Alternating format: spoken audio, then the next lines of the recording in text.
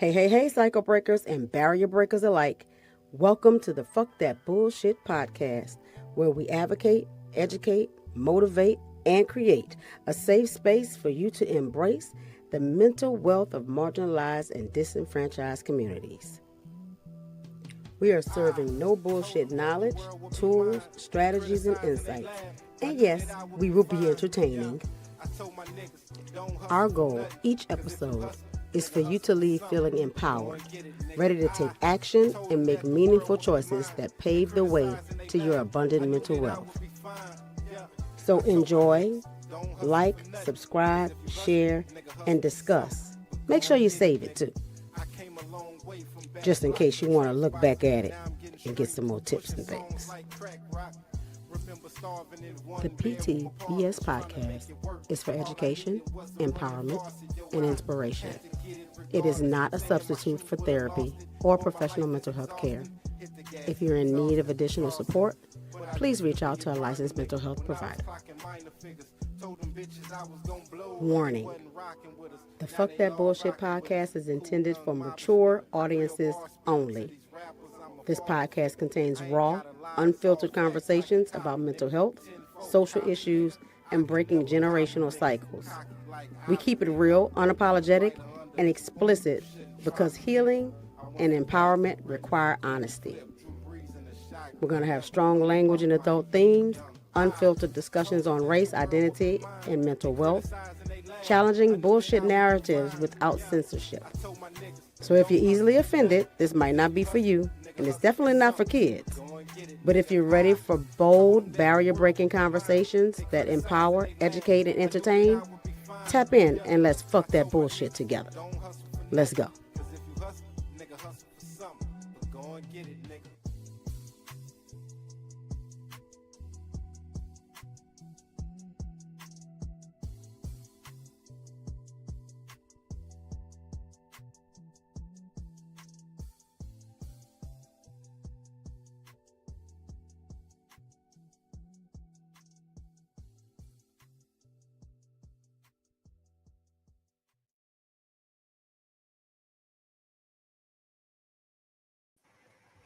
Hey. What it is. Welcome to the Fuck That Bullshit Podcast. This week, my peoples, we got a special show today. Last week, we talked about manhood, and this week, we talking about womanhood. And so we got two extra women's on here, Miss Harley Hendricks and Nay Batiste in the house. So we're going to talk about fuck that independent woman bullshit. Freedom ain't loneliness. No, it ain't, damn it.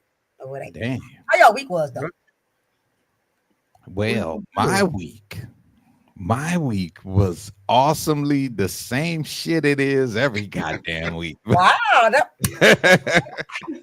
I'm alive, though. I'm alive. So I must have did everything right. That's how I look at it. That's what I'm saying.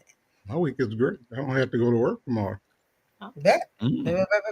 All right. Random Monday off. What about you, Miss Holly?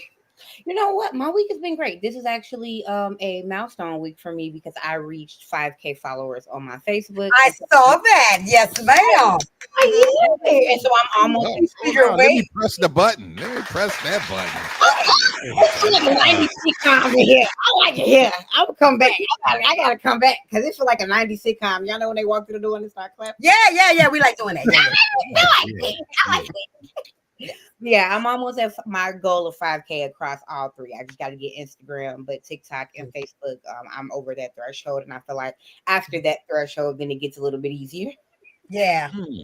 You've been putting in the work, though, because you on the lives and doing your thing. We trying to get there. And, I do want to reach out and thank our 8 followers. That's right. Well, y'all, God damn it. Y'all sticking in there with us. You know what I'm saying? We almost somebody.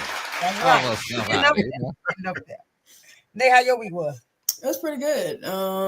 I booked my 10th client as the Brown Sugar. Oh, boy, it's success happening. Oh, one more time. Do it again. There's a lot of success in this month. That's what I'm talking about. I say money being made around here. That's what I'm saying. And helping your people at the same time. That's the deal. Right. You know what I'm saying? Right. Because we set out to make sure our people are taken care of while we making the money. You know what I'm saying? And all that. So, and my week was pretty good too. You know, I've been like going to the chiropractor every week, you know, because, you know, old people parks, you know what I'm saying? Like, you know, they be getting stiff and you know, and stuff like that. And, you know, and business been good, you know what I'm saying? Like lots of new clients and we got a new group. I think I talked about it last week. We got a, it's called, what I put it up here too. It's called the Whole Mamas Healing Circle and all that. Is a support group for mamas, and that means even if you don't have to even be a mama yet. If you just want to be a mama, then you already in your heart you're a mama. So like, come to the group, get some support, talk about all the things. You know what I'm saying? And if you're struggling with stuff like uterine health and reproductive health and all that kind of stuff, PCOS or whatever, all that stuff affects your mental and all that stuff. So like, what about mamas like me who joined the game a little bit late? I joined the game after the babies was born. Bring them. Okay, we good. Because you still somebody mama. You know what I'm saying? That's right.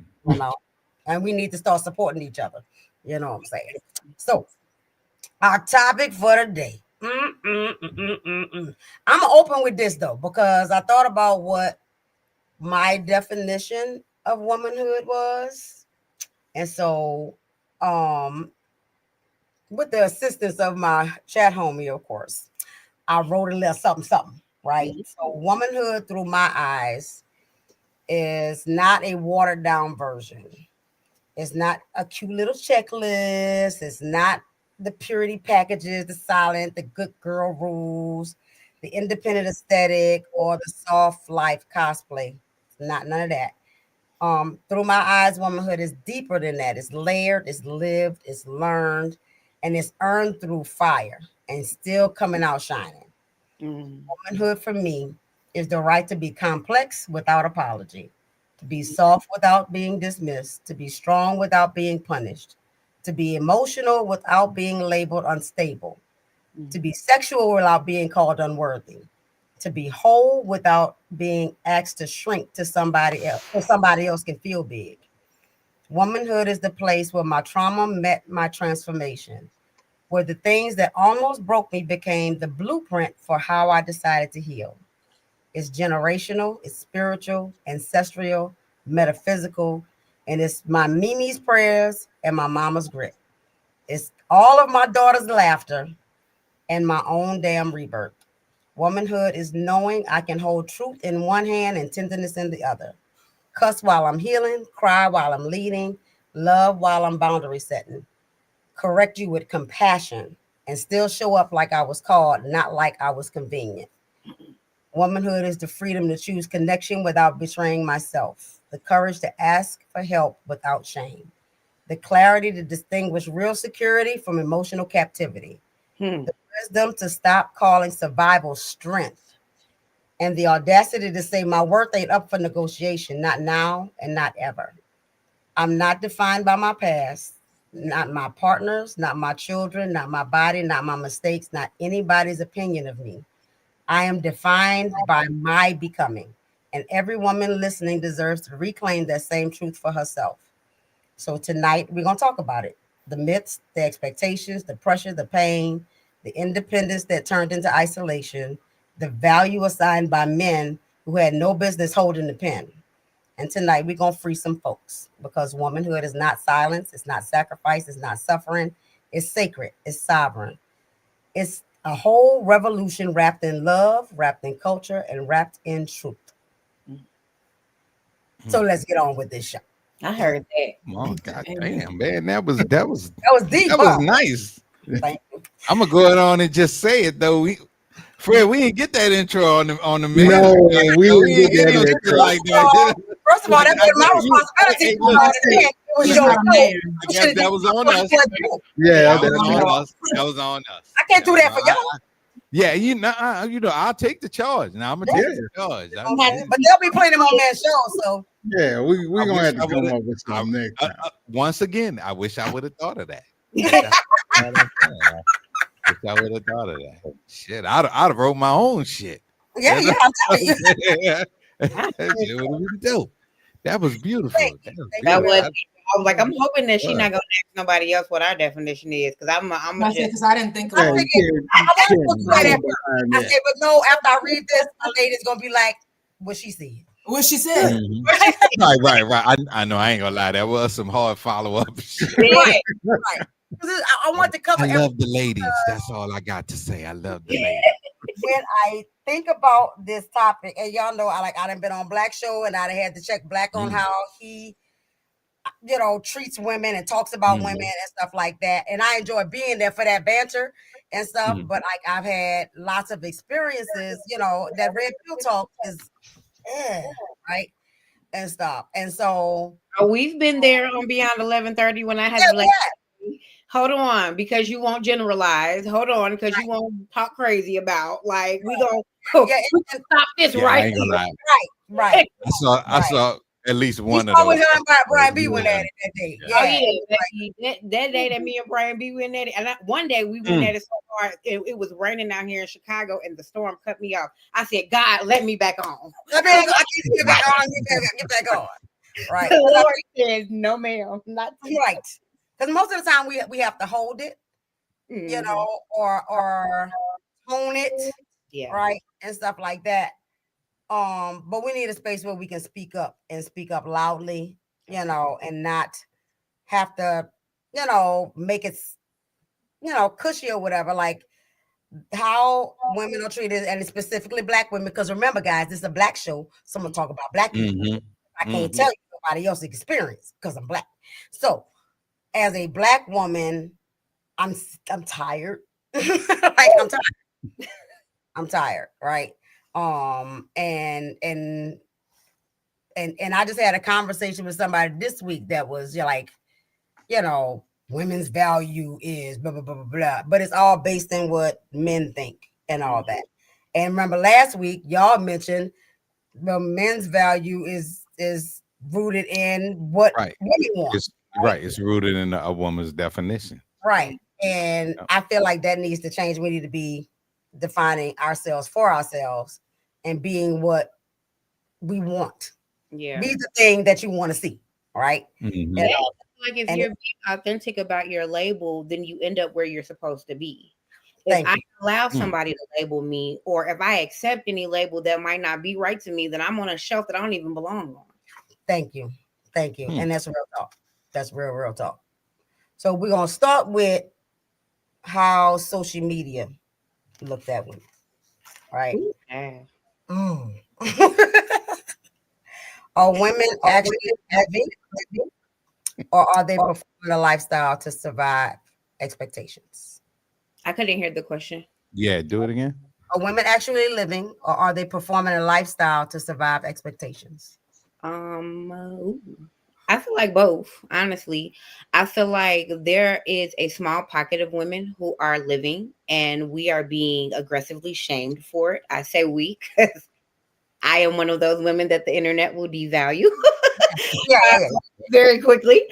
Mm-hmm. But I believe that there are a lot of women who want to live, and that is the reason why I do not judge the way they attack me.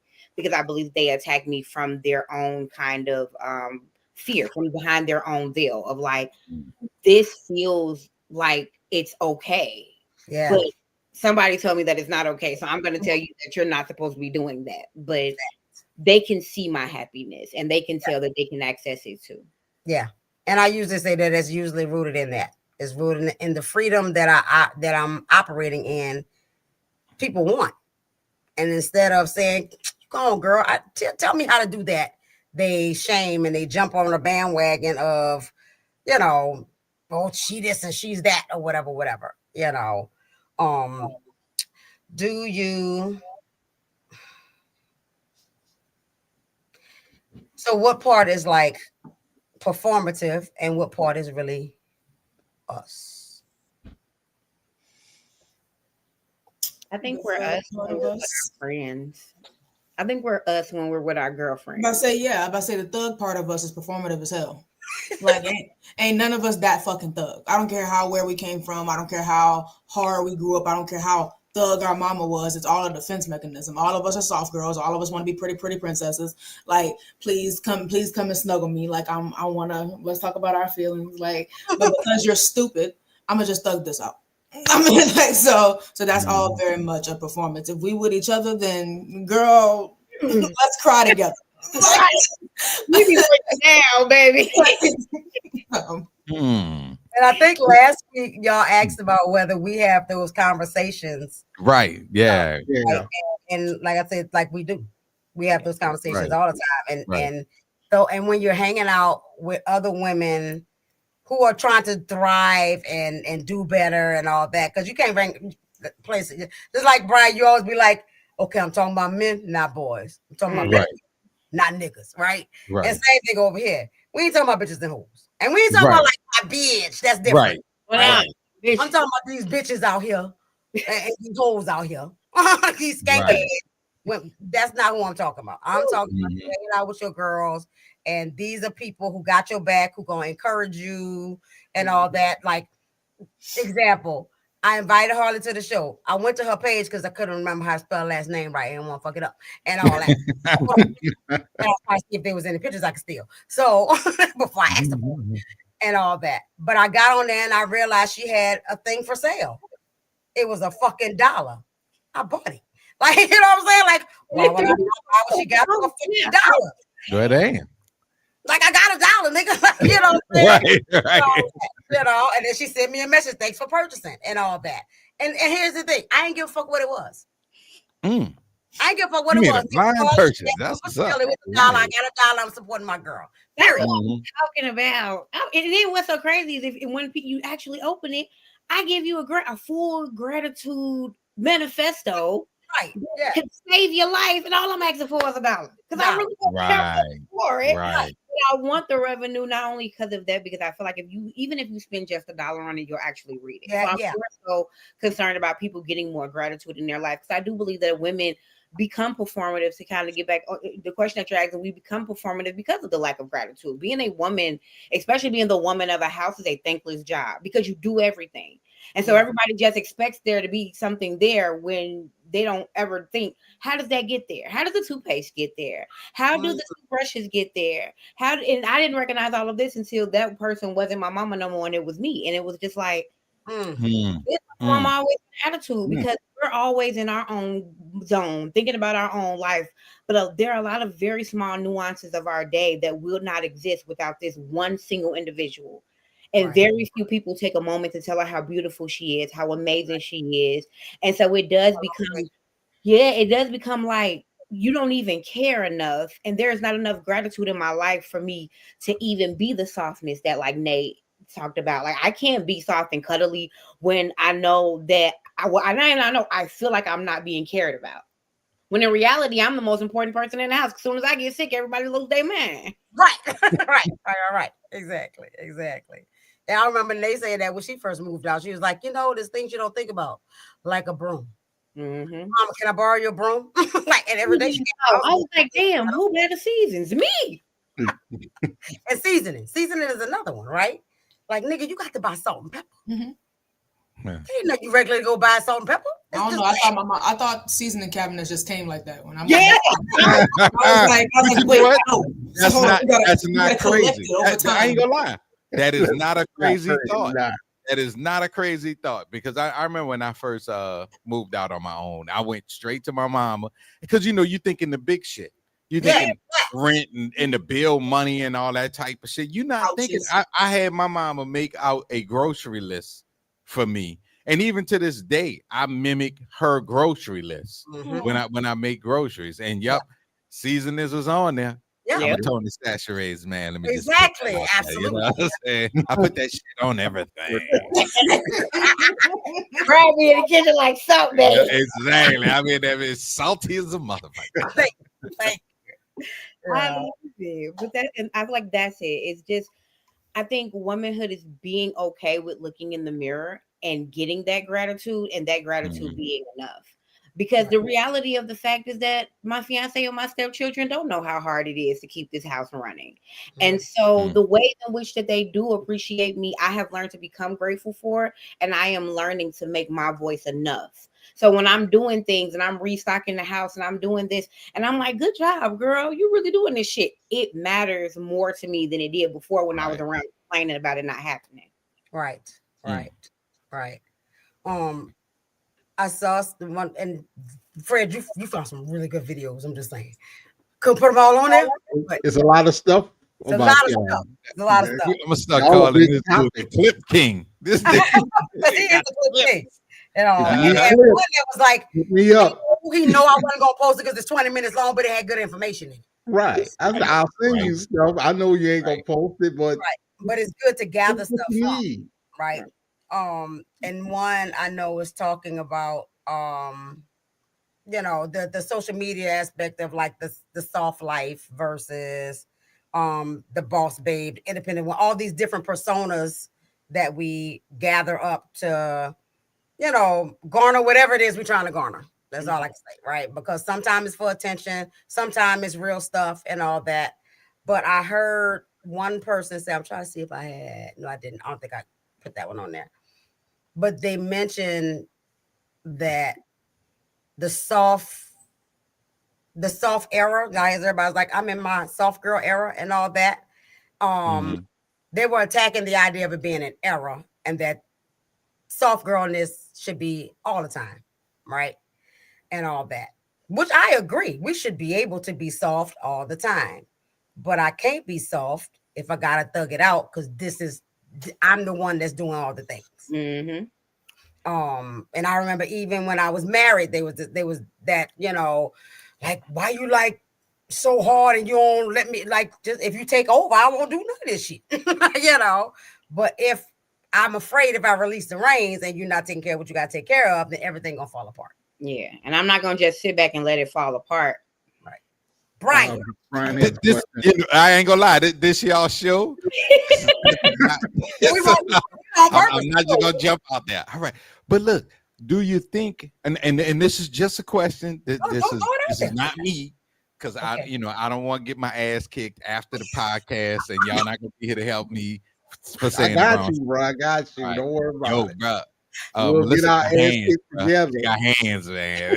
You got one hand. You can do it. It is true. She did. She do have one hand now.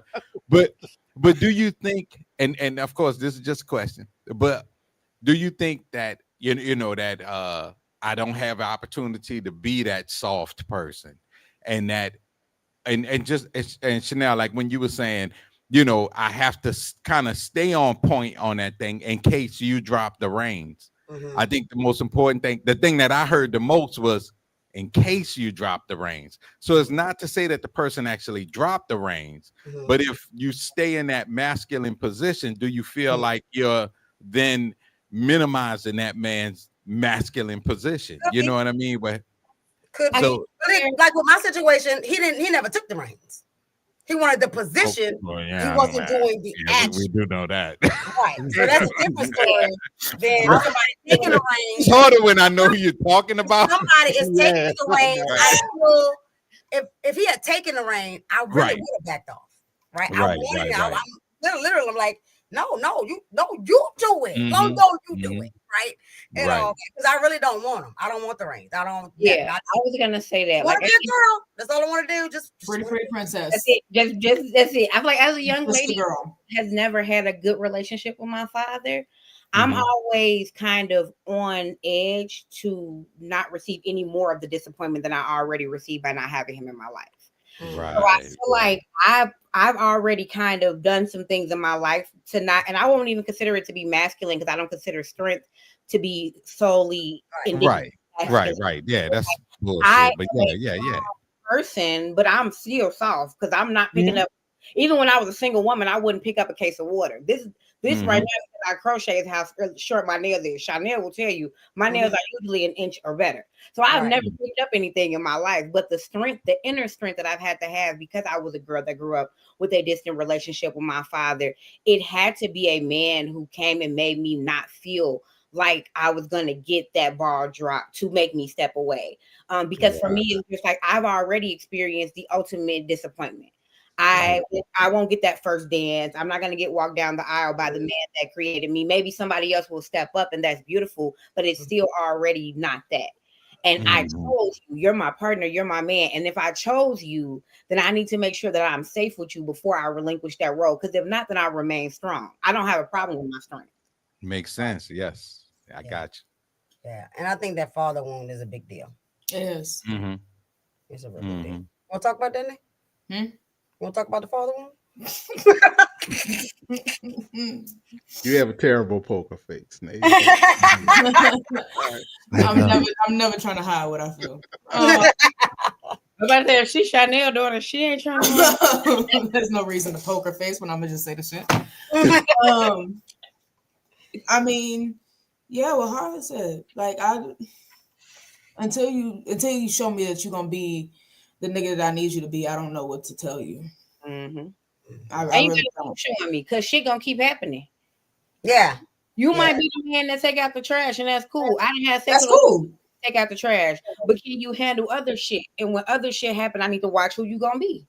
We got, and I feel like the same thing with you because you might not need a woman who sound like your mama. You might need a woman who can be the other side of the female coin that your mother wasn't. Like my fiance, his mom was very rough and hard. She's you know, a yeller and a screamer to get her point across. I don't love a whisper when I'm not at a dance class screaming at women to climb up the pole higher. I don't like that. And so in our house, we have to learn how to communicate because I'm shutting down because I think he's not listening to me. In reality, he can only listen at that yelling frequency. Well, you're not a little boy. Mama, I'm not going to scream at you. So you're going to have to learn to hear me from this quiet space, or we're not going to be together. Right. Okay. Yes, sir. All right. I'm not going to start screaming at you just because that's what your mama did all your life. Right. Because as a health professional, I really want to sit down with her and ask her why the hell does she feel like she needs to scream at her? Right. But that's a teacher, so I can't be a therapist, so I'm gonna step off of that. Right. But you tell her to accept the clients, okay? Because I will happily see her. You know? No, I think the bottom line though is like before a woman performs independent, she performs protection. Like because masculine energy is a protective energy naturally. And so if I don't feel safe and I don't feel protected, then that part of me is going to rise up. But understand this, because I'm 53 and it's exhausting. It's exhausting to hold that energy all the time because we're not built for that. We ain't built for that. And I'm still existing in my softness. So while I'm being hard and I'm being protective and I'm doing things that my softness feel is mean, I'm existing in this full time. So now I'm feeling insane because I'm being hard and I'm being harsh because I know I have to be. But then there's something inside of me that's really crying. Like, why the fuck are you making me be mean to you? Right. I don't want to do this. I'm just a girl. I want to break this shit. Okay. Right. And I think like last week I talked about how I had to relearn that I like flowers. Right. And that like I was out here like I don't like no flowers, like fuck a flower. I don't give a damn about no goddamn flowers and all that, you know. And one of my adopted sons brings me flowers, and I'm like, because this all look, and they're yellow and everything. Like I love my favorite color, you know. So me and my man on he like, I thought you didn't like flowers. And I was like, well, I thought I didn't, but then this happened, and I'm like, I'm a girl. I didn't know, right? Which makes me wonder how many of our dislikes are just trauma responses to years of disappointment. And that's exactly what it was. It is exactly what it was. Nobody ever gave me flowers. And one of my clinicians caught me on something else because I was telling her like I'm an acts of service person, right? That's my love language. And how gifts ain't no big deal. Like, you know, my ex went all out the way, like balloons and stuffed animals and all this stuff. I was like, this is nice. He was like, you don't like it. I was like, it's nice though, you know. And because and so I that don't move me, right? But I can go back to like school and think about how all these girls was getting all these little gifts and stuff from their little booze, or you know, and of course, you know, it's in school, so these niggas giving 4 or 5 girls these gifts, right? And all that. But I'm just like, I wasn't on the list. So I'm not receiving nothing then I hook up with stupid boys and they don't do nothing. So like throughout time. And the only time that I got flowers, my ex sent them to my job, but until I recognized it was performance. If it wasn't really for me, it was so he could look good, right? Okay. So I was like, well, fuck it, I don't like flowers. I don't need that shit. I don't need no gifts. I don't need no flowers. I don't need none of that. Just change the oil, nigga. Just do your maintenance job. Shit, like for me, it was similar to that. I've always dated very performative men. I don't know where it came from, but I've always dated very performative. They say it. Like I always that were like, look at my pretty girlfriend and how happy she is with all 1,000 things that she has, and I'm always like, right. But nigga, I just want you to take out the trash. That's it. Like the trash. Or like you're actually really fucking mean to me when people aren't looking at you. Spoil me. When people aren't looking at you, put me in $1,200 shoes. You're actually telling me that my feelings don't matter and stop crying because I'm embarrassing you in front of your rich friends. But I know a guy like that. I know a guy that has because he has money, a lot of it. So he does things based on the value of money. So and look, ladies, don't be dismayed because there are regular ass dudes out there that had good role models. You know what I'm saying? Like me. All right. Fred, you know what I'm saying? And we ain't had shit. Like we was, you know what I'm saying? We grew up in the 9. When they talk about the night war, they talking about us. Right. So would we, the build and the actual care was it's more of an old school care. You know what I'm saying? Like my wife literally don't have to do anything. Yeah. And actually to the point where she complains about it, like, you done cleaned the house and cooked the food and took the kids out, and you know what I'm saying? Like but I intentionally leave her with nothing to do. Right. And I love my father. My dad is the bomb diggity dad. But that concept though, and this is where I have to give ladies their props. The concept of the type of husband I am is because of the type of mother I have. And that's what I was talking to. Right. Because I was always trying to, because I knew as soon as I understood, damn, my mama going to work from 6 a.m, probably to 10 o'clock tonight. Mm-hmm. I'm going to get back into bed. And as soon as I realized I don't have to do anything, it made me want to do more for her. You see what I'm saying? And I just constantly kept that mentality in my adult life. So my spouse gets the benefit of that perk. You know what I'm saying? So, I'm fellas, our 3-4 fellas that's watching, I'm trying to help us. I'm gonna catch this on the replay. Right? Because we literally, like, as men, men, not boys, not niggas. As men, we could probably complain about the same stuff y'all complain. Yeah. Right, and I believe that when we see that, you know what I'm saying. But I think but wait. Oh, okay. You had a dude buying you $1,100 shoes. Tell him I need $50. I always need $50. I don't care what's going on with my life. I need $50. About him, child. That was hilarious. And it was just funny because it was just like, first of all, those shoes are so uncomfortable to walk in. Oh, I'm They're sure. Beautiful, though. They're beautiful, but they for looking, not wearing. Right. But it just, you could tell that it was performative. You can tell that it wasn't genuine. And I think I am such an expressive person. I thought that he wanted to know me because, again, I'm a little girl from Chicago that came from a lot of nothing. Somebody put in a car note, a actual car, because $1,200 to get you a used car. Somebody put a used on my foot made me think, okay, so now he loves me. He wants to get to know me. And I'm talking to this man about my hopes and my dreams, and he's like, can you sit in the corner and be cute? Damn. Now, I got a question. This is why I have a problem with gifts, people. Okay, I got a question for you. Mm-hmm. What kind of women did he date before he started dating you? Little skinny white girl. And I think I was his second or first. He was first or second, his friend said, black girl. And we had a almost 20-year age gap that he lied about, that he told me was a 10-year age gap.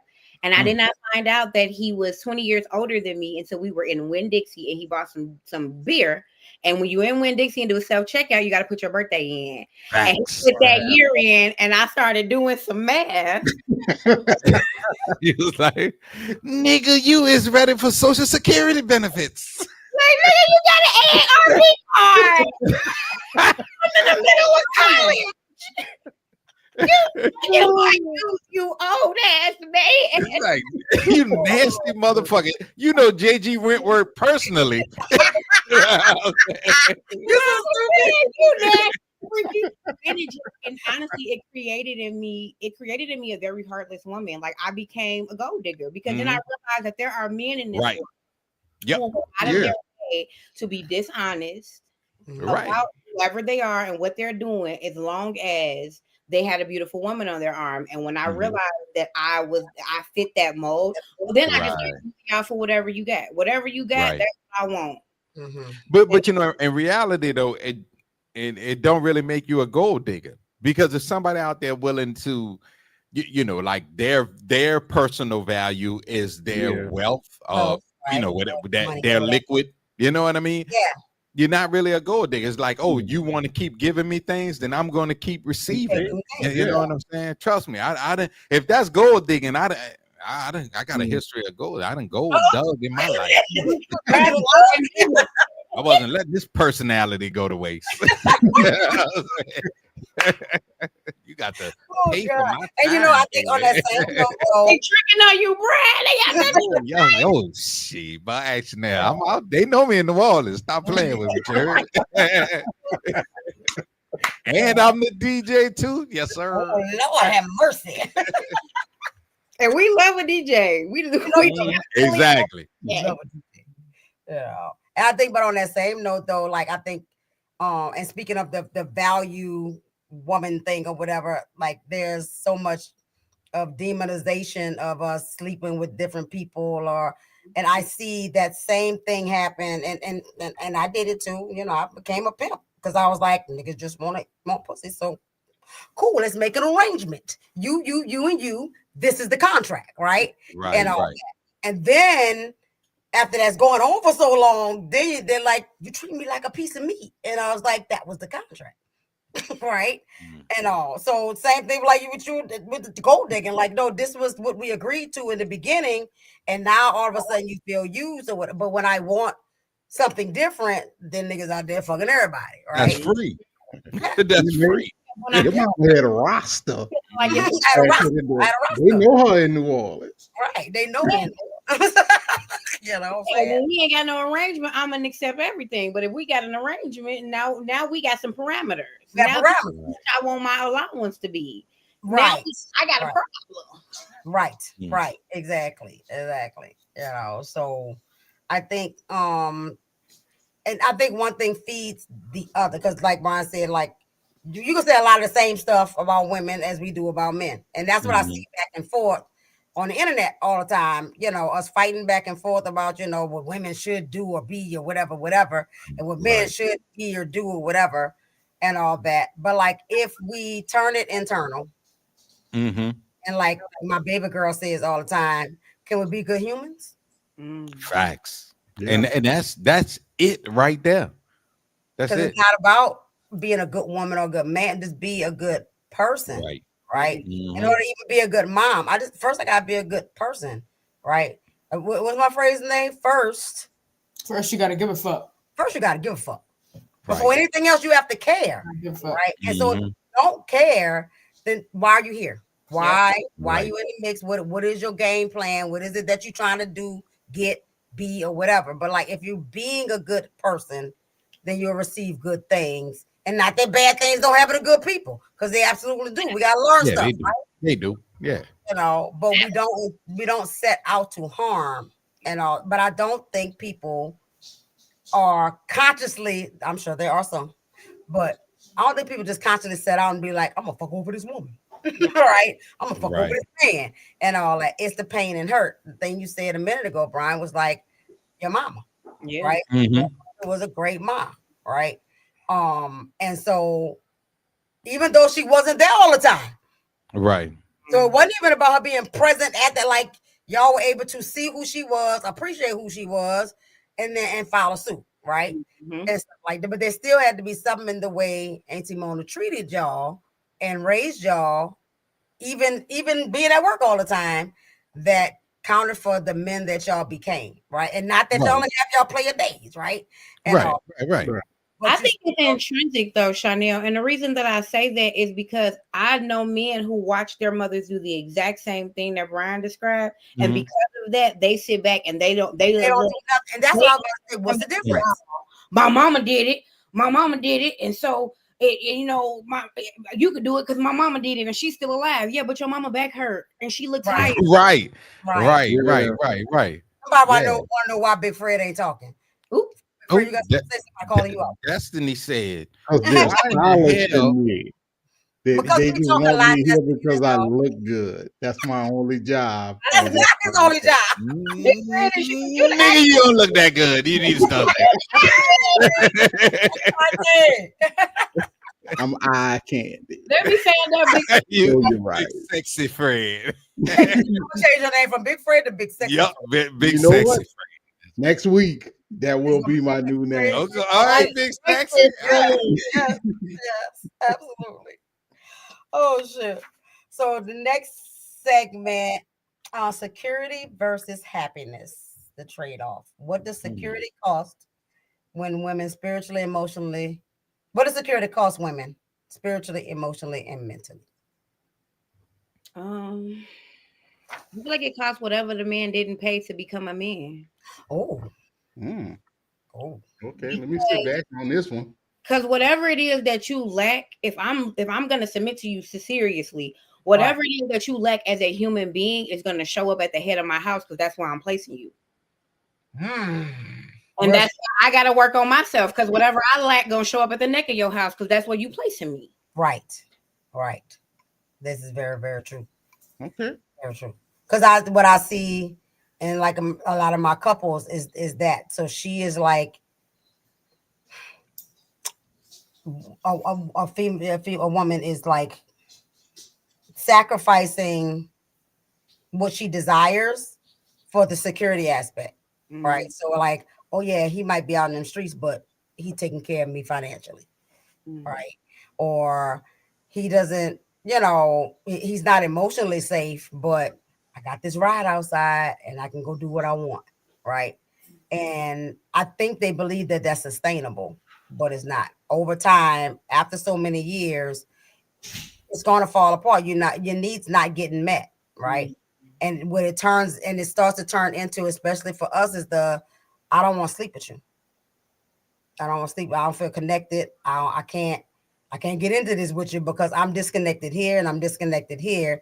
You just taking care of the pocketbook and all that, but you're not taking care of the rest of me and all. And then men will complain because they're not getting sex, right? But what I learned from Fred and Brian, though, is men desire intimacy just as much as women do, right? Yeah, and all that, and so that's their place to get, the touch that they need because we all need touch and all that. But then that thing stops because he chose that financial security would be enough for her because that's all he's supposed to do is provide, and he thinks that's what provision is, right? So I think you're right, Harley. Definitely right about that. Whatever you lacking, that's what you're bringing in. And like you said, as men is the head and women is the neck, it destroys that foundation from the top and all that because you can't provide what you ain't got. Take y'all ass to therapy and do the work. Shit. Please. We all need it. If you black and in America, you are a trauma. So stop us be saying, I'm not looking for a trauma bond. If you are black and in America and you love another black person, you are in a trauma bond. And there's nothing wrong with that. Y'all just gotta work on y'all shit. Yeah. Absolutely. Or your shit. And understand that it's gonna be messy. It is. It definitely is. Nay, you think people that were bonded by trauma in the beginning can last long term? Me and my husband did. So tell us. We very much it was a trauma bond by his family, but yeah, we definitely, I think me and him, we got together as teenagers, so we was already depressed. Right? Teenage depression. Yep. Teenage depression, right? So we were already going through our own our version of hell and back. And we met each other in the midst of sadness. He had just gotten out of a relationship. I was always looking for a relationship due to lack of father. And so I don't know, it almost became, once we did get together, it became codependent. Like we didn't want to be without each other. We didn't like being separated. I guess my mom, I was always at his house. And we were lining Uber and Lyft checks because we were always in one to get to each other. So it was, but I think like the older we've gotten, the more we've grown up, the more we've like gotten to know each other, just like evolved as people. I don't know. It's just turned into, now we genuinely got to know each other as friends, and instead of just being in our shit and, you know, just attaching to each other, it was like okay, like, who are you? And so we got to know that, and it was like, oh no, we're best friends. Like we like locked in. And so yeah, it very much turned from trauma bond to like, okay, genuine connection, genuine friendship, genuine like it. But I for sure I don't think that trauma bonds are bad unless you stand in the trauma, unless y'all are okay being in that space, unless y'all are okay reliving the trauma together, producing more trauma together, like that. It just depends on where your head at. Me and him, we wasn't cool with staying there. So yeah. This is unrelated, but Nate, can you sing? Because you have a beautiful, like a speaking voice. Do you have a good singing voice? She can't sing. She can sing. I can tell the way you talk, I can tell. I nurtured that voice. I put on that diaphragm from 2 years old. Baby, a non-singer can pick up a singer all day long because y'all sound like what I sound like in my heart. Yeah. I sing. She sang. Yeah. I get it from her. She was the singer to begin with. Like she, right. Yeah. It just happened to be that I'm young. She got old lungs. Like that's literally it. Like, every time when we singing together and stuff, you know what I'm saying? Like, I'm like, I need to get my voice back together. My husband makes me sing every day. Yeah, my husband makes me sing every day, so I'm always using it. I'm always practicing, even when I don't want to practice. So you should see the look in his eyes. He is like he in heaven when she's singing. Like, all right. So did you or are you going to sing at your wedding? He has requested that, so since he's a groom, you're gonna do a little something. I do a little something. So you're gonna go on and sing a song. Do your thing. Let me know what song you're singing though, in case you need that background music. Not a background singer, because back when I was with the when I was a pip with Gladys Knight, you know. Oh yeah, I forgot about your pip. Yeah, that was me. You know. Yeah. That was me. But I ain't gonna do it to you, because this ain't my show. This is about the ladies.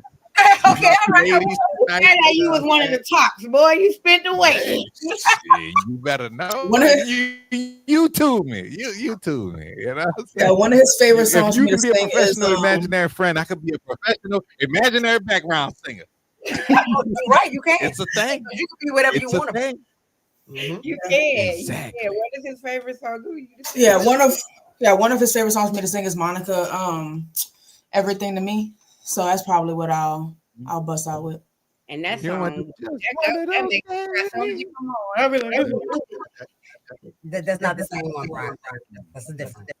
What's he singing? You get them white shoes. Oh no, that's you know y'all don't know about the Monica shoes. Never meant to cause you no pain. That's I know what you're talking about. Yeah. That's an older Monica. That's the old cut. Yeah. That's y'all want. Oh, is this a new Monica? Yeah, I think Everything to Me is new Monica. Yeah, that was short hair. New word Monica. That's short hair Monica. Yeah. That's second short hair. Yeah. That's when Monica was hanging out in New Orleans with C Murder, doing dumb shit in that jeans every fucking Friday night. Yeah. That's the Monica I know. She loves C Murder. Yes, she do. Yes, she do. I mean, the heart wants what it wants. Okay. Yes. Yo, man, see a good dude though. That's my dude. Yeah. You ask you ladies a question, since we got different generations here. We do. Do y'all think that, because I can remember at one time, every young lady that I met, we always asked questions about each other. Mm-hmm. You know, like what you likes, what's your dislikes, this, that. Do you think somewhere along the line that stopped? And that's where we got to this point of like, oh, I didn't know he was like this, or I didn't know she was like this. Yeah. Do y'all think it stopped somewhere, and where do you think it stopped at? Not only did it stop, I just feel like it was replaced, first of all, because somewhere around the generation and all of these things became extremely over sexualized. So in a lot of situations, you're having sex with somebody and then you're learning who they are. Yeah. And if we add the layer of the fact that the first 3 months you know a person, you really are meeting who they think you want them to be. Right. Yeah. So there's a lot of dishonesty. So you don't really find out who a person is until you kind of been in it for a little bit, because after a while, either it becomes tiring to hide it, or like situation you just feel safe. Like the first year of my relationship, I did not fully feel safe. So I was very much a representative of myself. I was very much the kind of woman I thought he wanted me to be. And so he had to re-meet me, in that second year. Just like, okay, look, I think I'm safe here. So let me let you know right now. This I don't do, this I do. But you kind of wait for women, for me specifically, I had to wait till I felt safe. I didn't want to keep showing my raw self to people because a lot of people weren't receptive of it. Right. I can feel that. Yeah, I think I definitely agree. When they started pushing artists like Cardi B and like Glorilla and Sexy Red, and when those artists started becoming prominent and popular and shit like that, and I love me some Megan Thee Stallion, but she over sexualizes herself. And don't get me wrong, we sexy as fuck. She's sexy as fuck. But like, there was a time, the time when men respected us was when we respected ourselves. So the moment that we started talking too much about what we like in bed, when that shit used to be a secret, when you had to get to know me to find out what the fuck I like in bed, like that was when men started losing respect for us. We gave it away. Like we was like, okay, whatever, like just spread them. Like it was. Yeah, like you already know. And don't get me wrong, it came from a place of empowerment where we were like, nigga, women can be freaky too. Like, and it was that, but like we lost the medium. Crossed the line. It's just like Adina Howard was freaky, right? Adina Howard was freaky, literally a freak. Right, she was, yeah. Still had to get to know that sister to be able to go there. And as a former sex worker, I tell women all the time, I got out of dancing. I used to be an exotic dancer. I got out of dancing because once upon a time, the most status driven thing you could be was a video girl or a girl in the club, because you can't touch us, you can't do anything. Wonder what it's like to be with me. These days, men are putting their fingers on the inside of strippers without their right. It's just like it's become this situation of, because I have let it all go, nobody wants to value it. And it's like, there's nothing wrong with being aware of it and not sharing it with everybody. I'm aware of my sensuality. I know what I like and I don't like. And if you get into my bed, you will know. I don't need to walk up to you and go, hi, my name is Harley. I like to suck dick from the back. You don't need to know that.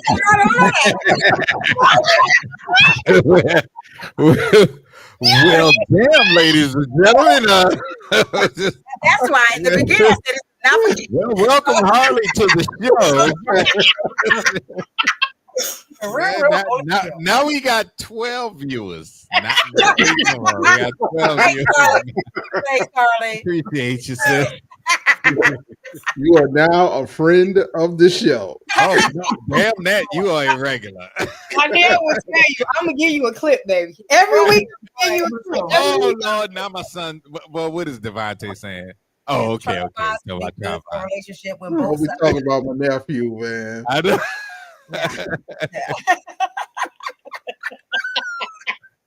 Look. Yeah. We all need therapy, bro. But kind of bouncing off what Nate was saying. Yeah, that is a fact, and what Harley was saying, because I remember when I was DJing at the strip club, I watched the transition. Like, you couldn't even reach up in them girls' direction without security damn near chopping your arm off at the shoulder. And then I saw the change. You know what I'm saying? So when the chase went from a chase to a give, that's when that's when, you know what I'm saying, that respect factor changed. Because even if you go back as far as Betty Wright, like when she did Tonight Is the Night, and even going back to the Postman, which that one came out in the 1950s. You know what I'm saying? You had to know what you was listening to. What you were talking about. Exactly. And then as it changed, and it was more like, I got way older and was like, you can ring my bell. Oh. Yeah, exactly. Right. And I think even today, a lot of people our age don't know that song was a sexual song. You know what I'm saying? So, but there was some mystery to it. So men were really chasing. You know, they were chasing the unknown. And right now, I want to say, like, right around the time of Lil' Kim, it just was. Really Foxy Brown. Foxy Brown. Yeah, Foxy Brown. Right. And I remember I saw an interview with Foxy Brown. She was complaining. She said she was out with her mother, and this guy walked up to her and was like, "Yo, man, when you gonna let me hit that?" Like, just was flat out. And she was like, "Yeah, I was appalled because I was with my mama." And I remember looking at the interview thinking, "Nah, boo, that's on you." Because you can't wear the uniform of a police officer and a crime happened and somebody don't run up to you and say, "Hey, that dude just shot somebody over there." And you go, "Oh no, I'm not a cop. I'm going to a costume party." But you got the fucking uniform on.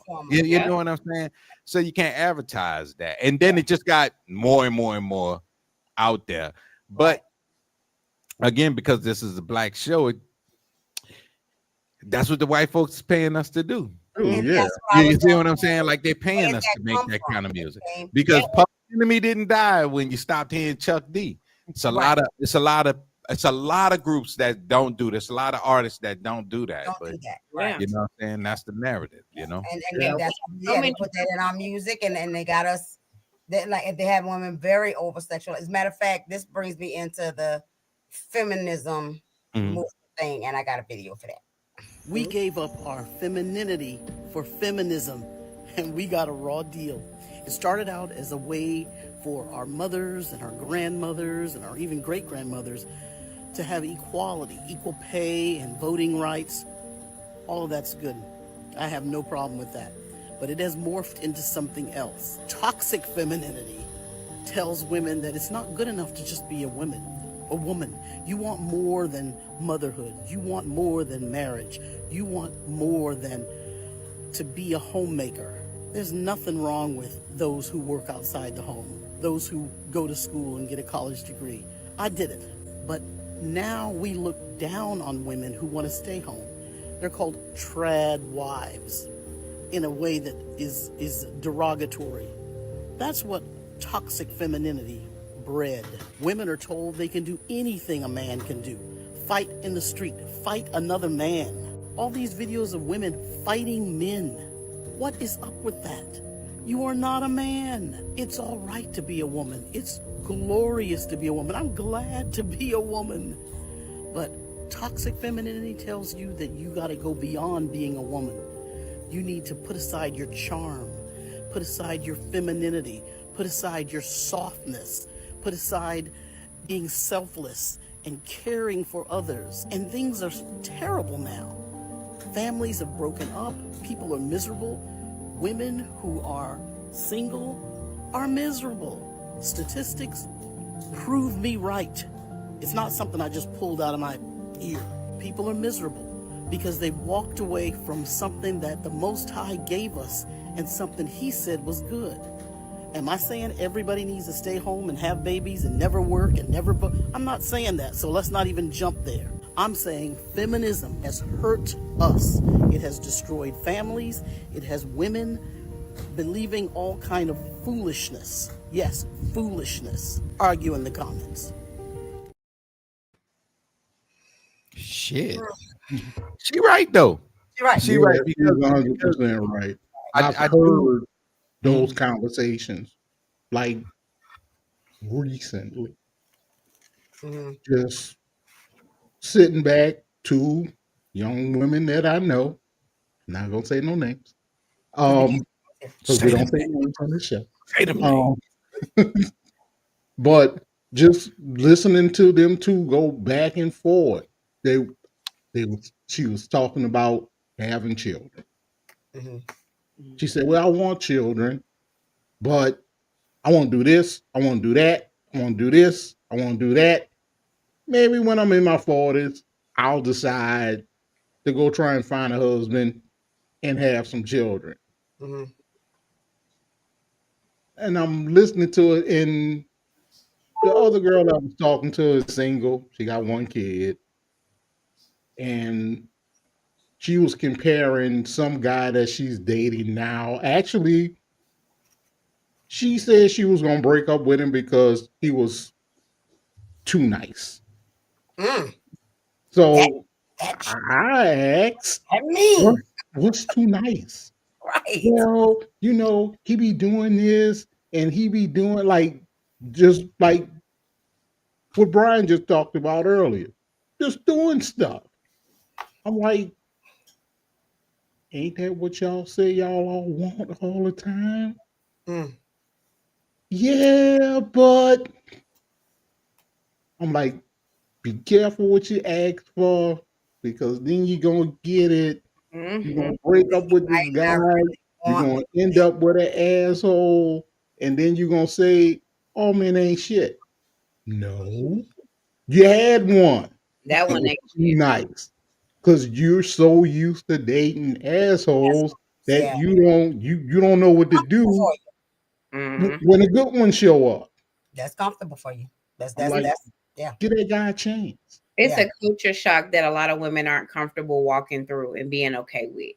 I'll be honest. I had to meet a guy that was a little bit more my speed, and I had to be patient with him to become a little bit more nice. Not so much that he's never been mean to me, but he is more of a nonchalant man. And I don't care for no nonchalant, but I also dated a man that was extremely overbearingly kind of giving to me, acts of service on top of acts of service. And truthfully, it was a culture shock that I wasn't comfortable sitting due to the discomfort in. However, though, I did not complain through any of the discomfort when I met a man who I know was not probably as giving as men that came behind him, because I truly did love him enough to sit through some of the discomfort of the opposite side of that coin. Because there are some situations where it's like, you're actually not attractive to me if I can run over you. And sometimes those two nice guys are men who you feel like you can overpower as a woman. Like, as a woman, if I come in the house and I say, we need to go,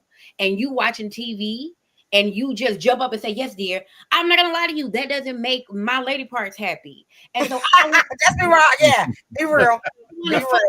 You don't go, I'm watching this TV show, give me a minute, because that's a man setting a boundary, and that's sexy. Yeah, this is true. This is true. Nobody. I'm a big personality, and you can't let me have everything I want. Yeah, you can't let me burn you down. And my Joe Scott says, if you can tell me what to do, then you can tell me what to do. But if you can't tell me what to do, you can't tell me what to do. Right. And look, let me come from a male's perspective, play a little bit of devil's advocate here.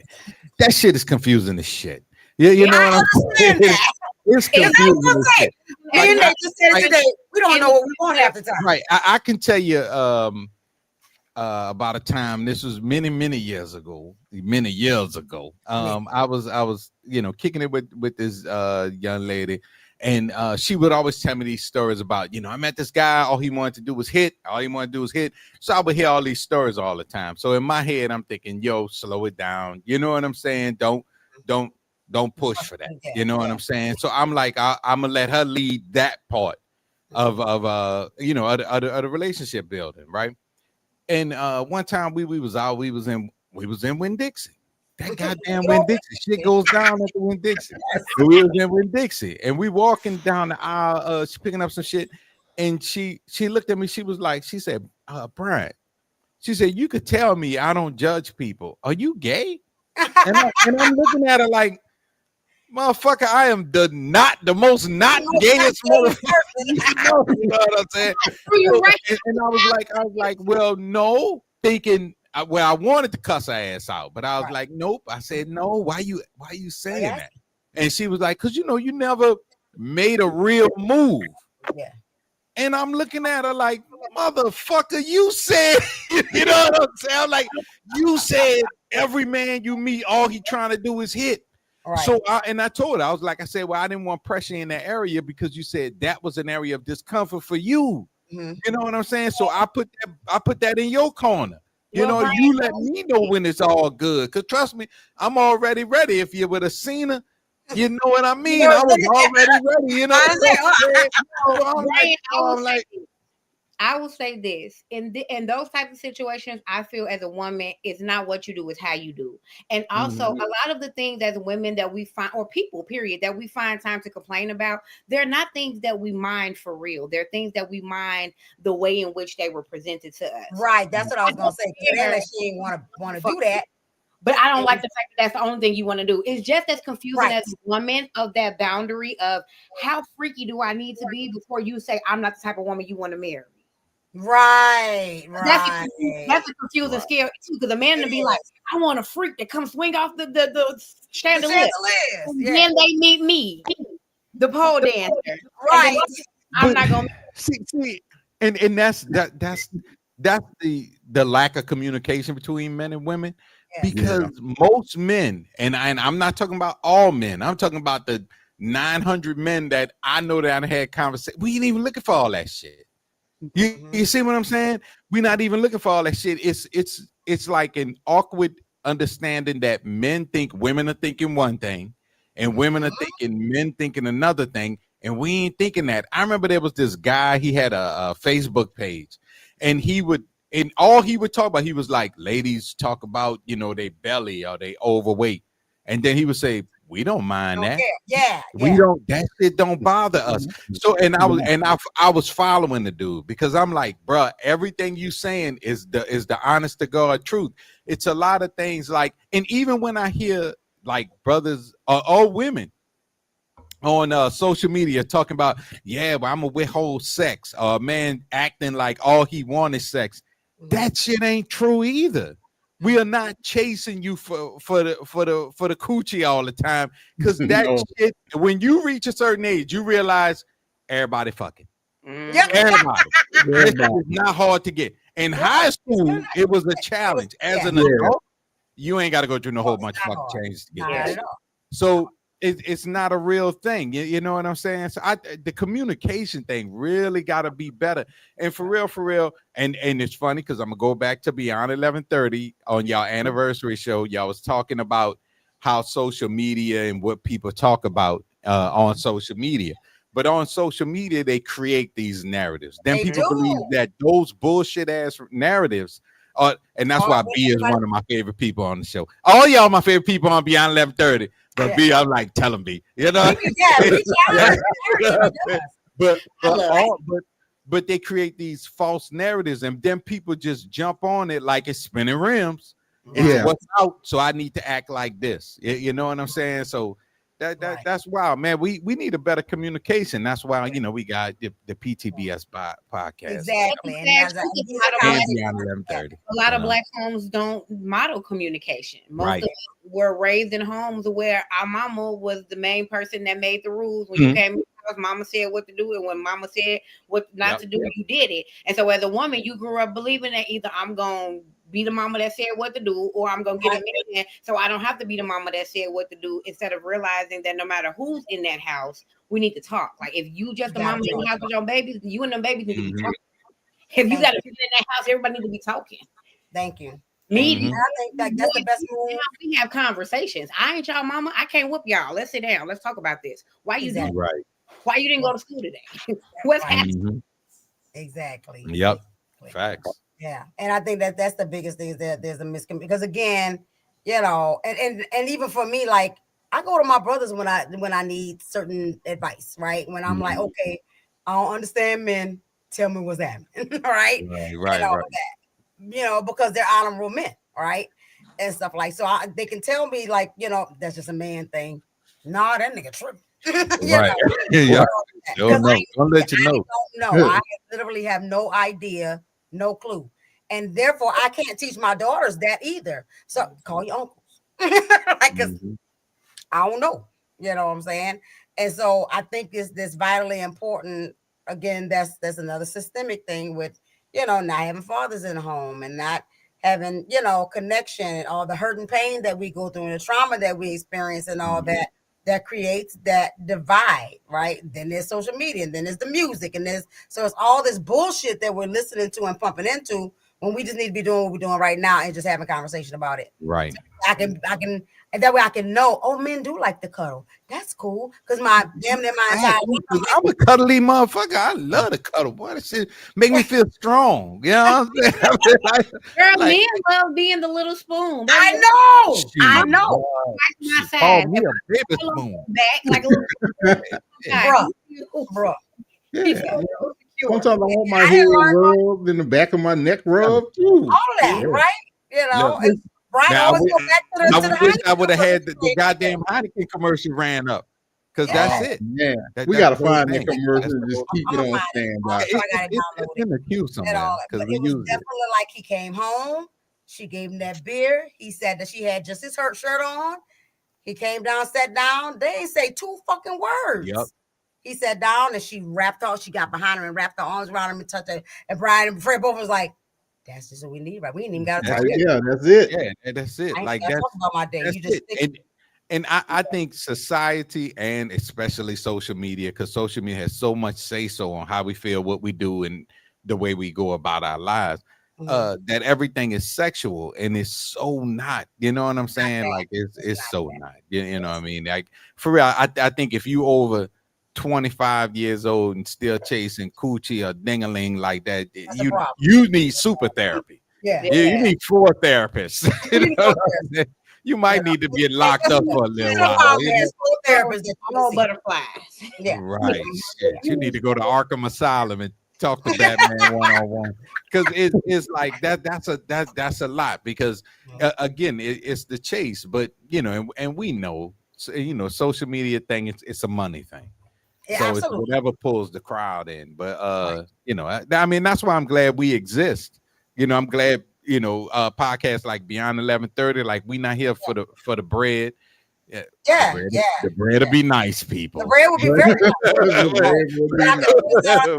But we're not here for the bread. Accepting bread though means that I have to censor us, then I'm not accepting right. Exactly. I need to be able to speak. We need to be able to speak the voice, right? And exactly. And we're so solutions, right? We talk about the problem, we also talk about the solution, like what do we need and all that. And oftentimes it leads back to community. It leads back to communication, right? Just talking, right? And all that. My girls are who they are because I talk to them about everything. And they said everything. Those conversations, Nate, because I had a mom that was afraid to talk to me. So I had to learn through experiences. I would love to know how it was to be raised in a home where you could openly express. People think that we're weird. I texted my best friend the other day and I was like, I'm going to the sex store and going to get drugs with my mom. And, like, who says that? Right, because that's just always been her. She's always tried to be the cool mom, and she did it. I just made it very. And don't get me wrong, like as a teenager, you still feel uncomfortable sometimes talking to your mama about certain shit. Not because you think she's gonna judge you, because that's your mama, and you might get smacked for what you're about to say. Maybe. So it makes it a little hard to talk to her, but it wasn't like the topic per se that was like hard to talk about. We talk about sex all the time. That is a very open, free conversation. Occurring conversation. Like, and sometimes I make them go ill. It's only when it's about like her and my sperm donor. That's the only. Like it's like I know both of y'all. Like strangers as examples. Right? Even I know that's her boo thing. Like it's not that deep when it's her and her boo thing, because it's like I know him, but not like I know my father. Right. And but yeah, so it's been a breath of fresh air to know that, like, if there's the person that knows me the most, I could talk to about anything. I mean, fucking anything. Like I have borderline, so I always feel like I'm burdening somebody with what I'm saying. So being able to go to her and say whatever the fuck is on my chest, even if it's about her. Yeah, even if it's about me. Yeah. Like that has been a saving grace with a father like mine. That is so beautiful. My mom and I have gotten to that point because she is working on herself as a woman. So now we are as adult women, we speak about that. But growing up, it was really hard to, especially even like in my first years of therapy, coming to her and telling her you were the best mom ever, because she was a single mom. But a lot of the things that I'm unlearning right now, they are healthy habits that I developed from you, and I can't talk to anybody else but you about them.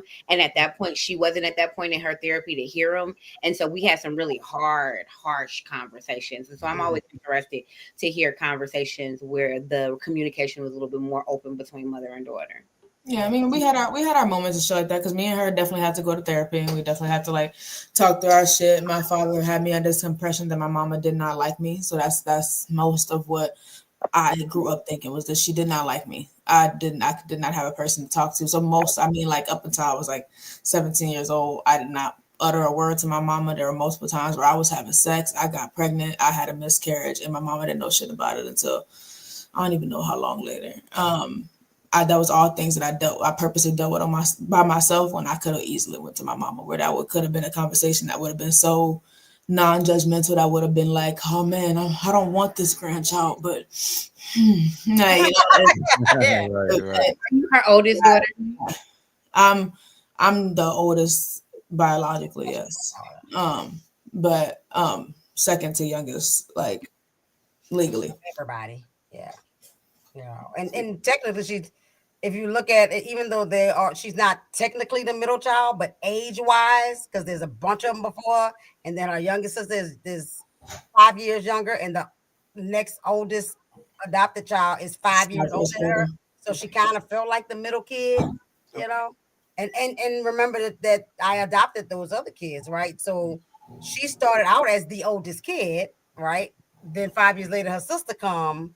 But we had started working with kids. We started working at BT by that time, right? We're taking care of all of these kids and all that. And they endured a whole lot of stuff, because, we was working with state kids. They was bullying her. They was pushing her around and things, Yeah, look, let me stop interviewing you. But how was that to kind of not have the best relationship with your mother, but watch her help and love on other children? I don't know. A certain part of me didn't believe my father. The part of me that did believe him, I was like, I can't talk to her. But I think the part of me that did not believe him is the only reason that, like, I was okay-ish. Because she still did check up on me. Like, it wasn't like I was neglected as a kid. I was neglected like heavy. I didn't get a chance to like be up under my parents, and I was in the back like all the time. So I didn't really watch her raise other kids. I very much avoided that. Like I said, if I was out there, I was getting bullied by somebody, so I really didn't want to be out there. Right. And like I said, my sister took up all of the other parents' attention. So when I say I'm so like, I just went to the back, did my own little thing, watched my wife and kids. That's my TV show. It's a comfort show. It's her comfort show. My comfort show. There's only 5 seasons. I think I've watched them all like a good 45 times. Yeah. I love my wife and kids. Yeah. Broke my little heart when they switched Claire. I was like, what happened? I know. Yeah. But I think that's part of, part of womanhood. Like for me, is being a good mama. To the best of your ability, and it was important to me to be a better mom than my mom was, right? And even Fred and Brian wasn't aware of how my mama really was. So we started doing absolutely not. Yeah, like Aunt Cheryl for us was one way all the time, and it was always a good time our whole life. You know what I'm saying? Right, because she had she was a great woman. Mm-hmm. She just lacked in motherhood. She really did. Right. And all that. She was a great auntie. Yeah. And of course, we thought the person who we got was the person everybody got. It was just a good time everywhere she went. It was like, man, I want to live with Auntie Cheryl because it's a good time over there. You know what I'm saying? And you not realizing it's a good time in your house all the time. You know who doing the work? Me. Right. I'm taking care of the kids while she having a good time. She's got a different mother than my mother's daughters did. My brothers got a very soft mother. They got a lot of grace. My mother's daughters, though, we had to be tough. My mother would because my mama had 4 daughters and 2 sons. My brothers would be moving like laundry and like laundry bags in the house when we would move. Me and my sisters moved couches because my mother used to tell us it's not going to always be a man in your house. Wow. And so you pick that couch up. Wow, she had 2 grown big boys. But it was different. And I think that it was because as a woman, she was so afraid of all the things, all the hurt that she had, that instead of giving us the compassion she never had, she was hard on us. I don't want you to be out here hurting the way I was hurting. But she don't know that like I'm 10. I don't know what that means. Right. I don't know what that means. I just know that you my mama and you're not being kind to me, and I don't understand that. Right. And that is a big contributor to us being, in that masculine role or protective role or that, because again, my mama did the same thing. Like, you don't know if you're gonna have a man in your house, and so you got to know how to do all these things, My mama didn't do that. My dad changed it, and those are great skills. Don't get me wrong, but like, I don't want it. But my mama didn't do that though. That was my dad just wasn't shit. So like that easily showed me that men have the capability to not be shit. So let me do all this by myself. Right. I have to see how much my mother thugged it out. Like I can't explain like how many times I had never seen my mama shed a tear until I was 16 years old. That's true. Like I had no tear ducts. She had no fucking tear ducts because my daddy was always fucking crying. Like because everything made him shed a tear. Nigga, man up. Like, and I hate to say it like that, but like, God, I'm sorry, you can't cry more than me. I need you to leave me. Yeah. So I can't get over like how much and I had to like in a way teach my husband not to do that, and maybe don't act like, and you're showing me signs of my father. And if you want me to dip real quick, like just act like him. Right. So when I say it's kind of hard for me not to sound thuggish, it's kind of hard for me not to sound like I want to fight somebody all the time. That's just like people all week. I mean, so dead ass, like just everybody could catch the smoke this week. So I just got a business to build. So I don't really mean it, but like in my dreams, you caught all the smoke. I beat your ass. Baby, man, when you out here doing it all, and not so much as doing it all as far as just like overloading yourself, but when you are trying to exist as a woman, as a business owner, and just as whatever other hats that you wear in the life, like you just don't have any type of room for bullshit. Like it's just I've realized that the more focused I get in my life and what I want, it's like even from friends, I don't have time for it. Work. I started this business and I was like, hold on, wait. No, I don't like how you think. We can't hang out. Like my fuse has been so short because like my business mean everything to me. That's my baby, and what you're not gonna do is fuck up any of the energy around her. You're not gonna fuck up my energy. You're gonna let me keep abundantly bringing in all my shit. So I'm very like, I don't know, just less. I don't tolerate a lot of bullshit now. Like my mama said, she's like, I'm very glad that you didn't have to get to 53 to stop tolerating bullshit. 25, and I'm no longer accepted. So right. I love that. It took me until 30. So shout out to you for taking off 5. Every younger, every time a younger person get it. Yes. Because it's unnecessary and it's exhausting. Like I've never realized how exhausting it is to deal with other people's shit. Yeah. Until I started having less and less time for it. And then I'm just like, sit on the phone with you for 3 hours and talk about the same shit that you're gonna do over and over again. Yeah, and that's kind of where I got to with my husband too. I was like, I can't. I love you, my love, but like, what we're gonna keep complaining about? I got shit to do. Like, and I don't mean to put it like that. I love you with everything in me, but we've been talking about this for the last 8 years. I got shit to do. Like, right, yeah. So are we gonna do something about it? Because I don't know what else to tell you if we're not. What we gonna do?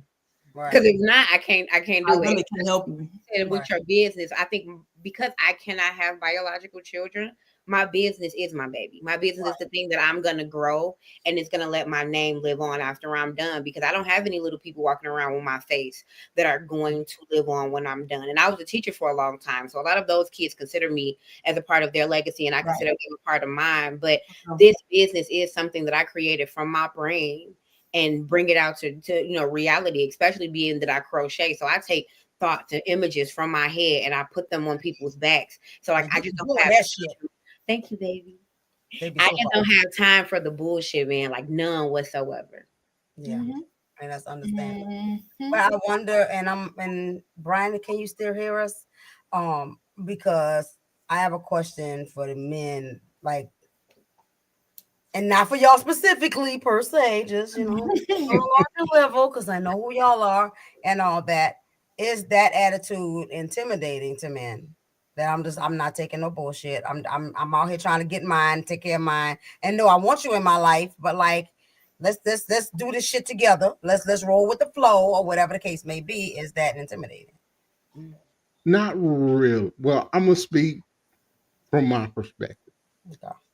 You say we want to do shit together. Mm-hmm. What are you letting me do? Are you letting me do it? Mm-hmm. Or when I do it and I'm not doing it like you think it should be done? That's good. Is it all of a sudden becoming a problem? Because then what I'm going to do as a man, I'm going to be like, you do it. You ask me to do it. Trust me to do it. Okay. I may not do it. What happens when I ask you? What happens when I ask you to do it and you still don't fucking do it? And now I gotta come behind you. Do it. Hold on. I got an answer for you. You got an answer for you. I want the smoke, but we can do this. I love you, Fred. I didn't know, big Fred. That gut punch, you just hit me in the kidney, and you're right, because I don't trust my fiance to do things. And honestly, one time I did trust him to do it, and I actually liked his method better, but I was so micromanaging that I didn't give either of us to enjoy that. So and sometimes that's what it is. You have a certain way that you do stuff. Now, if you ask me to do it, we're gonna use me.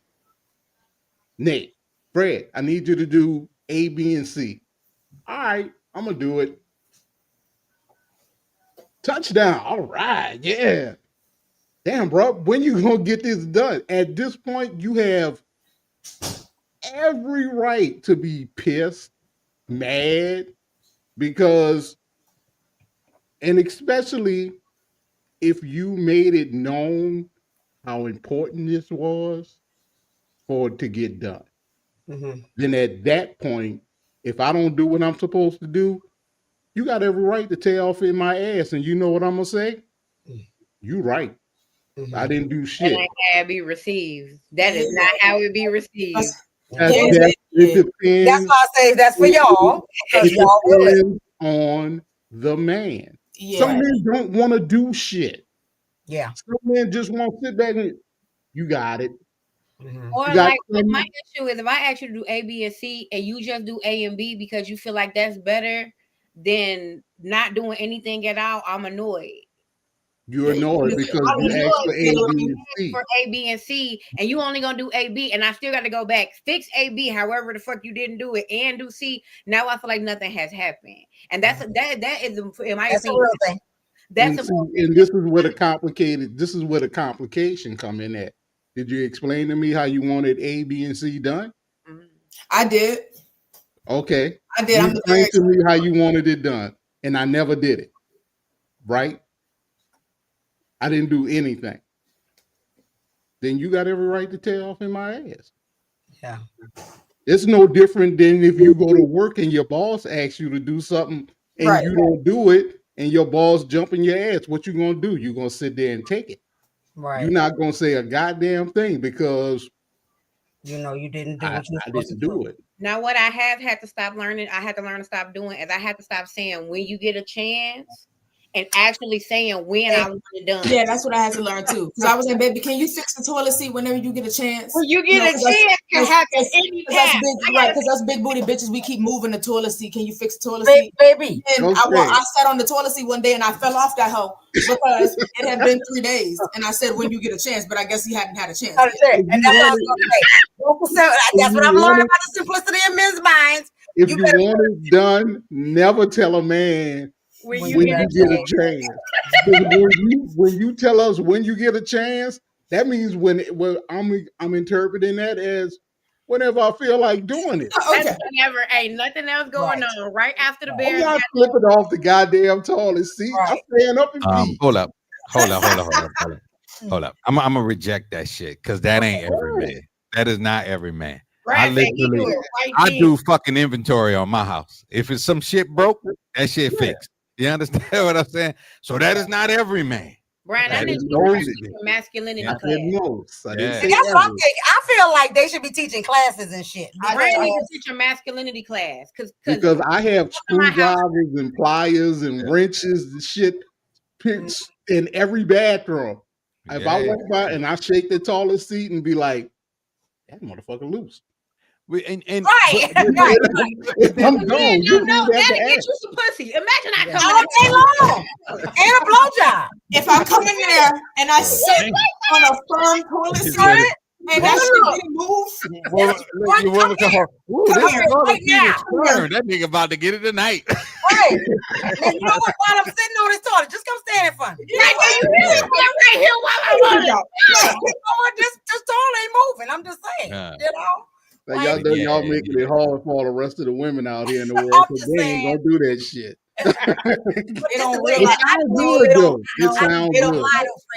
They don't believe it.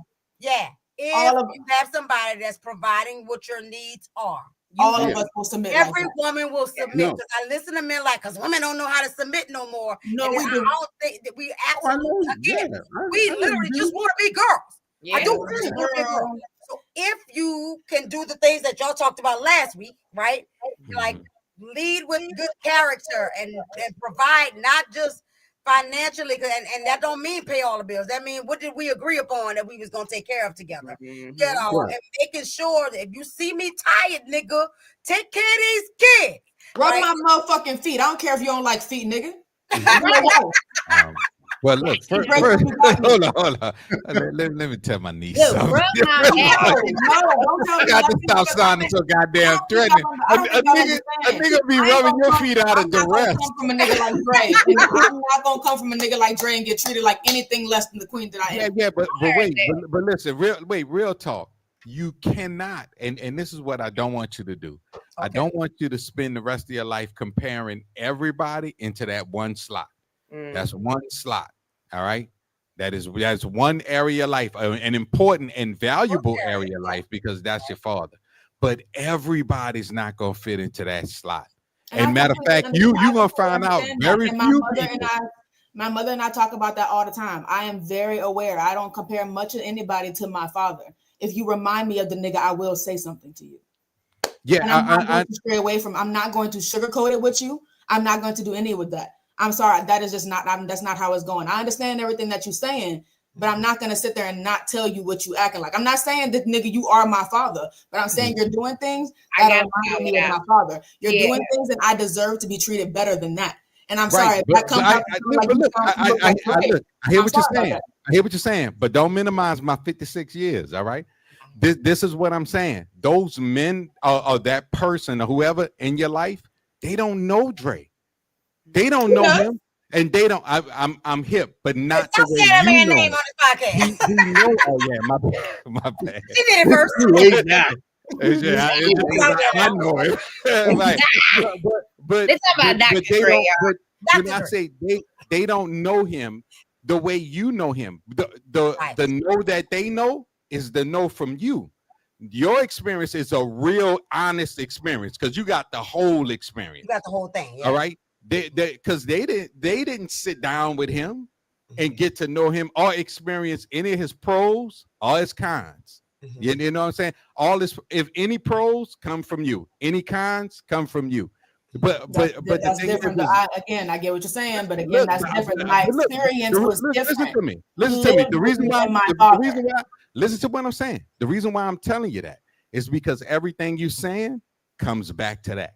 Everything you're saying only comes back to that, which it begins to sound like you're stuck in that piece. That's the thing. I'm not stuck. I know what I deserve. If it happens to come from how I grew up, that's how it happened to come up. But I know what I deserve now. I hear you. I can tell you how I grew up. You didn't do shit that's gonna remind me of my dad. But Uncle, I know what I deserve as a woman. But nobody.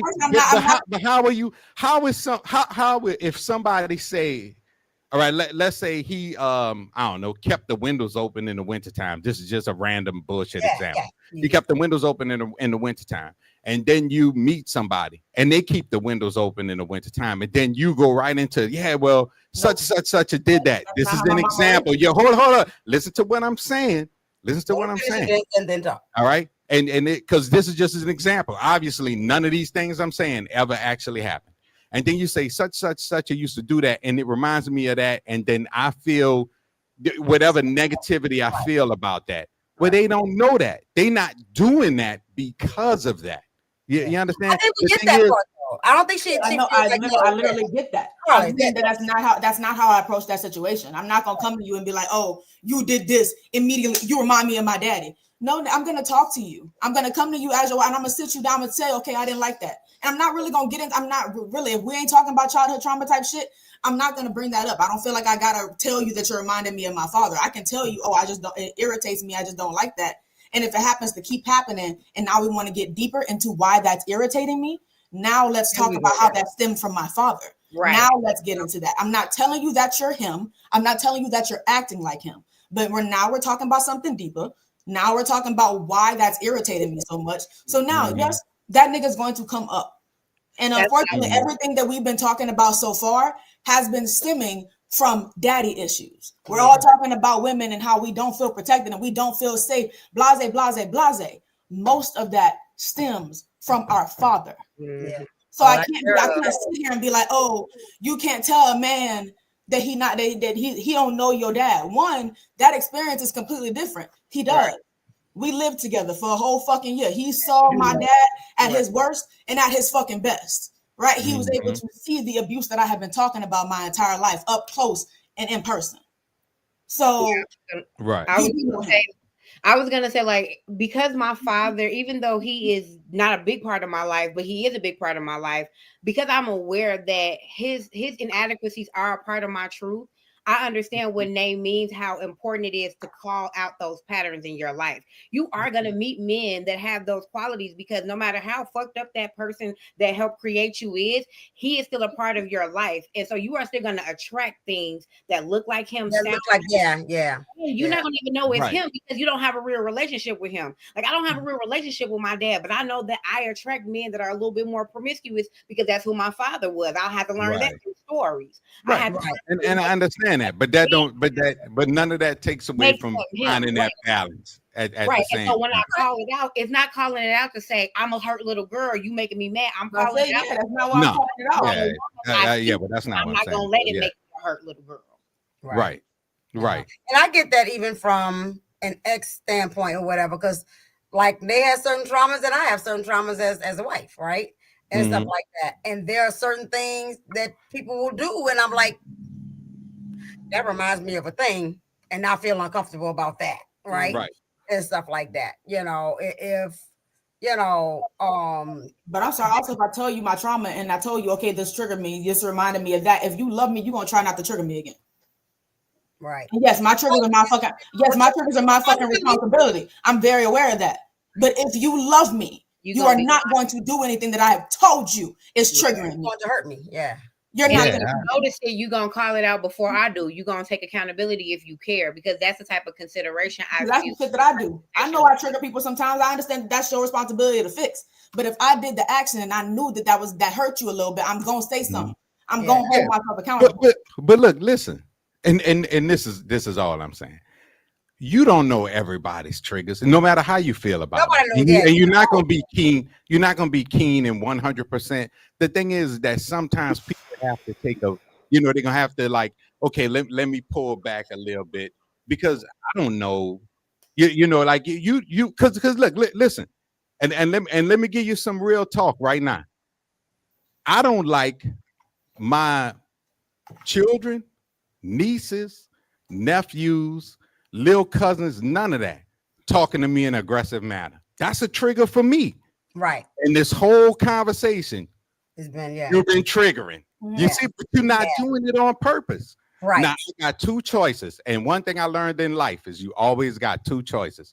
You can take it this way or you can take it that way. Right. How I'm taking it is that you expressing your feelings. And because I love you, I'm saying I'm not going to respond the way I would normally respond to that. Okay. You see what I'm saying? That grace is that great. That's because how I feel about you. So instead of taking how I feel and what are my triggers into consideration first, I'm taking yours into consideration 100%. I done took me out of it, completely out of it. And that's why I'm like, yeah, I see what you're saying. I see what you're saying. Because the normal me would be like, whoa, hold up. Check your fucking phone. That's how I would respond to that. Yeah. You see what I'm saying? But I'm not going to come at you like that because I know for a fact you are not coming at me like that. Right. All I'm doing is I'm not trying to change your mind. I'm not trying to say you're wrong. I'm not trying to say you're incorrect. None of that. I'm just trying to give you like you that way is right. The way you thinking. But I'm like, you could try this way too. There's some grace there because you're talking about the person who loves you. But you're also talking about the person who you love too. Mm-hmm. So there has to be that grace there, and I get where it comes from. Yeah. I knew it for you knew. You see what I'm saying? So I get where you come from. So that's why there's no argument. You're right. You're 100% right. But don't stretch it out past that. Because once if it started there and then it's affecting you here and then you taking it there, now it's just to moved on to the next person and it'll move on to the next person. You see what I'm saying? We have to be absolute, and because we have to check each other in here when we triggered by certain things or whatever. And like, okay, is that the inner child in you? Is that, what does little Nay need, right? What does Nay? Because that's other child, Nay, right? What does Nay need, right? I have to check what does Tammy need, right? And all that. And sometimes we have to come together again as women, right? And just be like, nah, it's okay. All right. Her and her sister had to work through stuff that they realized was daddy issues on both ends that was affecting their relationship. And so we had to talk those things out. They would talk it out and they'd be like, oh, all the roads lead back to dad and all that. And then I would be sad because I'm like, I chose him. And I had children with him. And and so then I would feel guilty. It's like, no, don't do that, right? Well, no, we thankful for the children. Right? And it ain't being thankful for them. We thankful that I chose somebody who did not take care of them like I wanted them to be taken care of by father, right? Yeah. And all that. Because again, y'all are my example. Literally, right? And so I'm looking for gentlemen like my brothers are, right? Because even when y'all was in the street, y'all were better men than most men are, right? And all that. And so how much do y'all feel like a man's self-esteem or self-worth affects how he interacts with and is able to be there for a woman or affect? Because we already talked about how the manhood thing affects our womanhood, right? And all that. How much does a man's self-worth or self-esteem affect that? You can't love nobody until you love you. Yep. And that's a fact. And that's a fact. Because like if a man walking around and feeling like he ain't shit, he gonna treat people like they ain't shit because everybody want to be a part of a club. Everybody want to be on the team. And if I feel like you feeling, if I feel like I ain't the man, then you ain't gonna be the woman. You know what I'm saying? Like I had friends of mine, them junkie couples.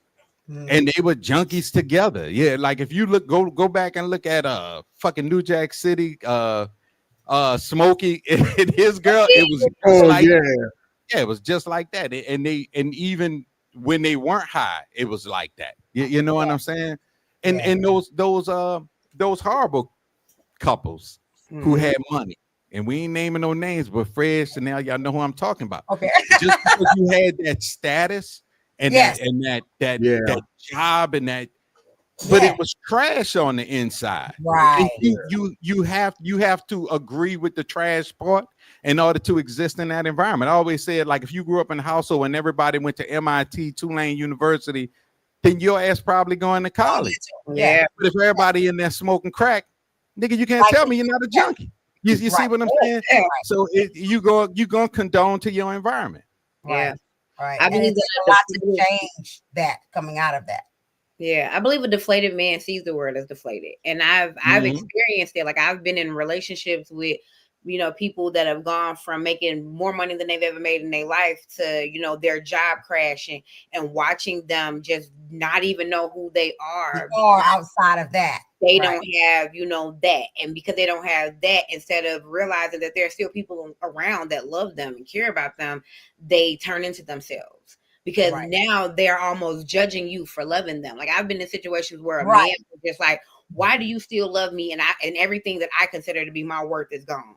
And so now you punishing me for giving you grace. Too long. Crazy? What are you gonna do? I don't know why I love you, and I wish I could stop you, stupid bitch. Why are you treating me like this? And I mean that too, like for y'all, like how long you hang in there to help somebody, like, because for the most part, like you, and even as a therapist, I know when I encounter people who have low self-worth, it take them going through certain things to start developing that thing, and they need skills, and they need practice, and they need to say certain things to themselves, and there are all these things that must be done in order to build that inner self up, right? And all that. And so how long you hang in there, right? Like, okay, I'm gonna show you, I'm gonna help you, I'm gonna give you some tools. Here's a box, there's lots of tools in here, let me know if you need help using them. And then and they get one thing out of there because it's shiny and it's pretty and it's easy. Right? And then the rest of them, that look tough. I'm gonna put that on the side, right? Mm-hmm. But the pretty thing, the easy thing works in conjunction with the tough things in there. We got to put these pieces together in order to make this whole thing work, right? And so then there's a string along. There's a, like, I'm gonna prove like this much, and then you're like, there's hope, and then they're like, okay, there's that little bit of hope stayed like for 8 months, and like, now what? No, they don't got a therapist. I don't have the time. And that's what I'm about to say. Level. Not even on a friendship level. If you don't love yourself, and there is clear evidence in your life of you don't love yourself, and you don't have a therapist, we can't be engaged in any form of relationship at all. I don't have the fortitude. I don't have the mental. Me and Harley gotta be friends. What is in there? So me and Harley gotta be friends because the like-mindedness is just. Yeah, I'm telling you, she the bottom I got, baby. I'm telling you. Yeah. And she won't be your imaginary friend. She'll be your real friend. I'll be your real friend, girl. Only if you sing everything you say to me. Absolutely. Just sing to me all day, and I'm be like, but that won't be a problem. Well, on that note, here's another video. Ladies, if I don't tell you anything else, surround yourself by real grown women. And when I say real grown women, I'm not talking about the ones that just up in age, or the women that look like they got it all together, or just women who just look aesthetically pleasing, because that's just physical. That's just the physical. I'm really talking about women who are working on their internal characteristics, women that are getting closer to God. Women that are getting closer to God, real grown women, they're going to pray for you. You need some friends that's going to pray for you. You need some friends that's going to speak life into you. Also, with real grown women, they're confident. So with them being confident, guess guess what? When they come around you, they don't gotta dim your light. Guess what they doing? They uplifting you. They letting you know how great you are, and they know that it does not take anything away from them. Also, hanging with real grown women, I realized that the energy is different. They're deeply in their feminine energy, so they're always trying to stay soft. They're always trying to stay that way because they know that that's the way that a woman is supposed to show up. You have to surround yourself around real grown women. The energy is different. Not just somebody that just looks good, not somebody that just look good on paperwork, but somebody that is internally doing the work. Because when you're around real grown women, guess what? You will flourish as well. You will also want to be a better woman as well. So when you're around these women, it will encourage you to be better and show up better as a woman yourself.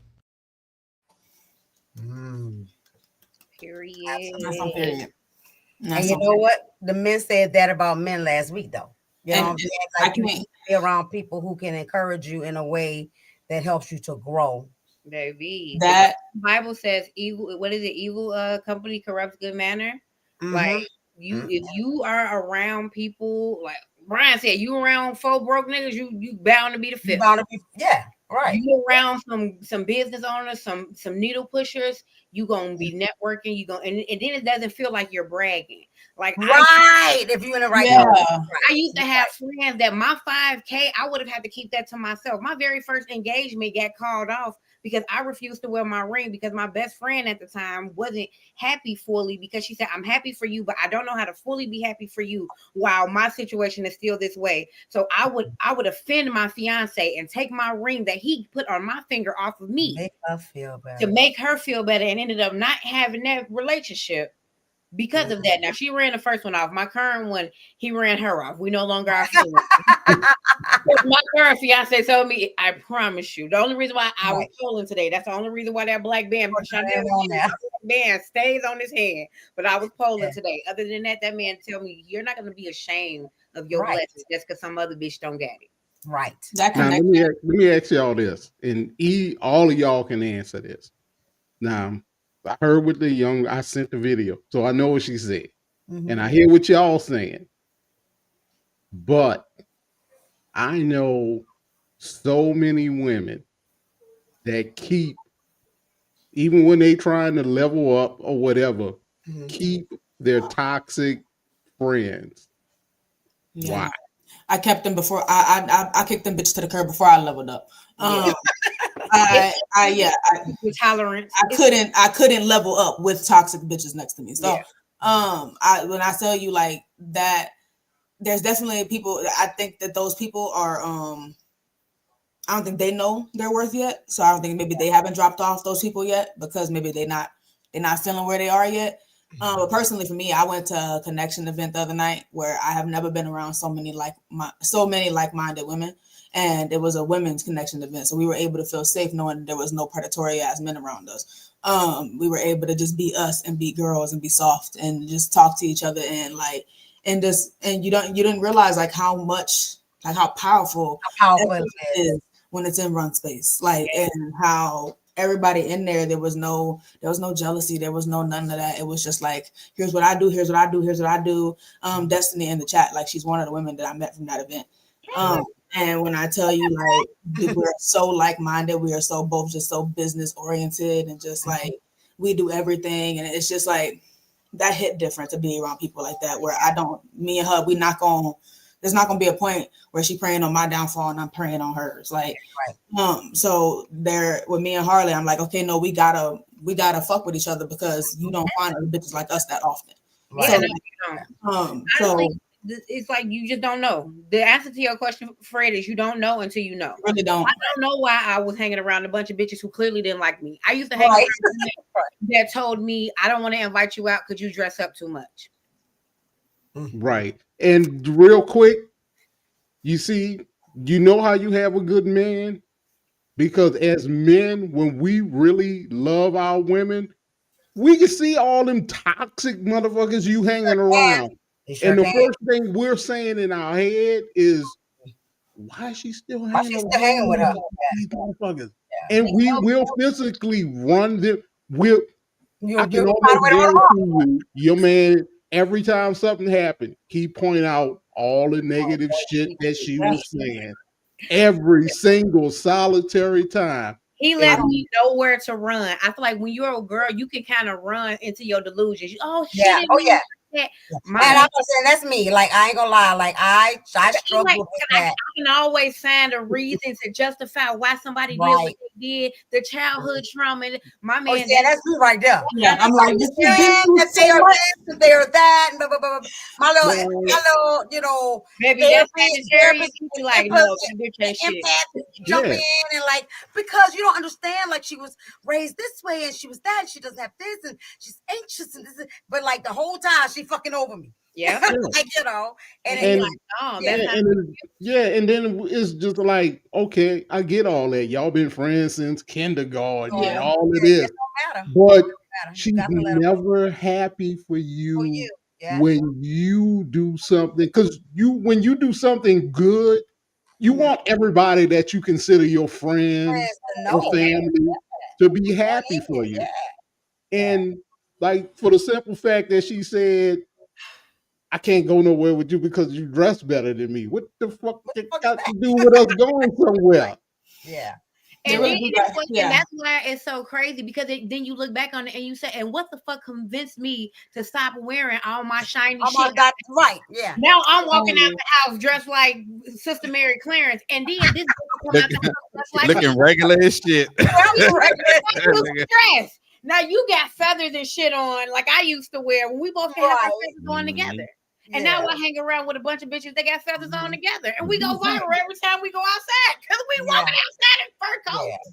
I think part of it is that we, as women, we yearn for that feminine connection and all that.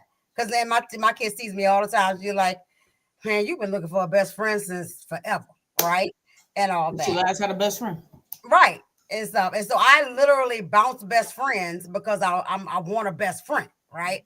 Rather than looking at this as, and I will find whatever the connection is, and boom, best friend, right?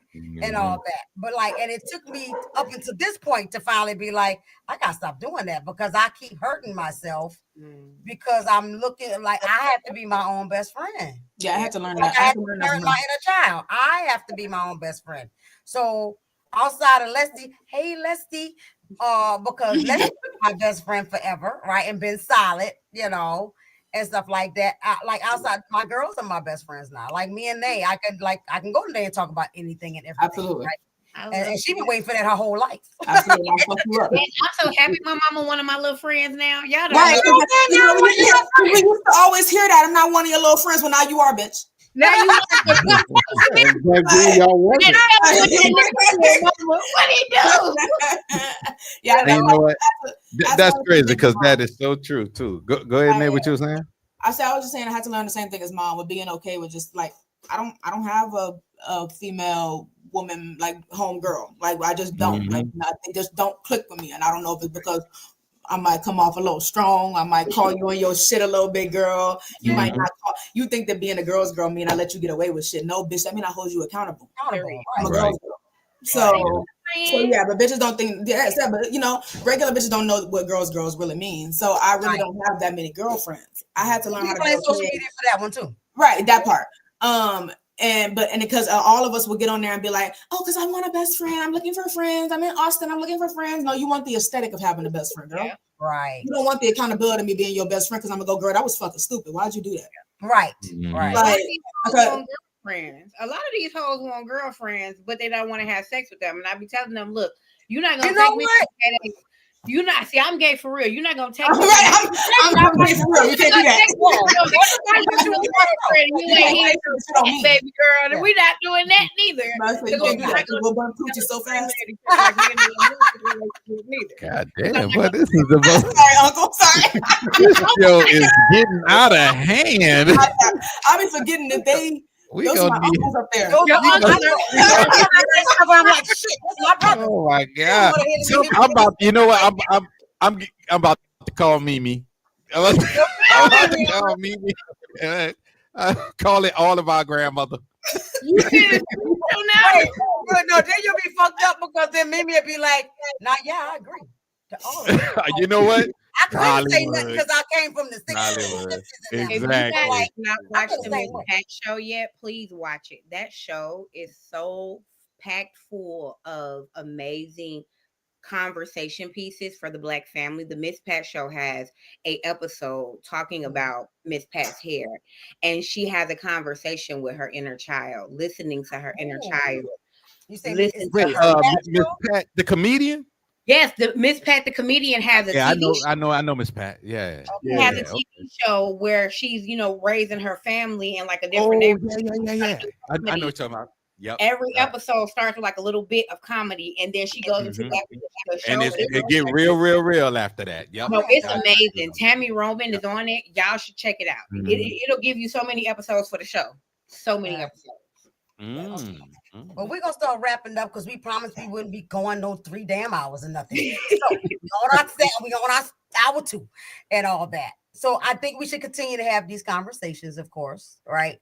Because I think that the more we talk about it, and continue to talk about it, with everybody, right, and stuff like that, that we can improve the communication between men and women, between women themselves, between men themselves, right?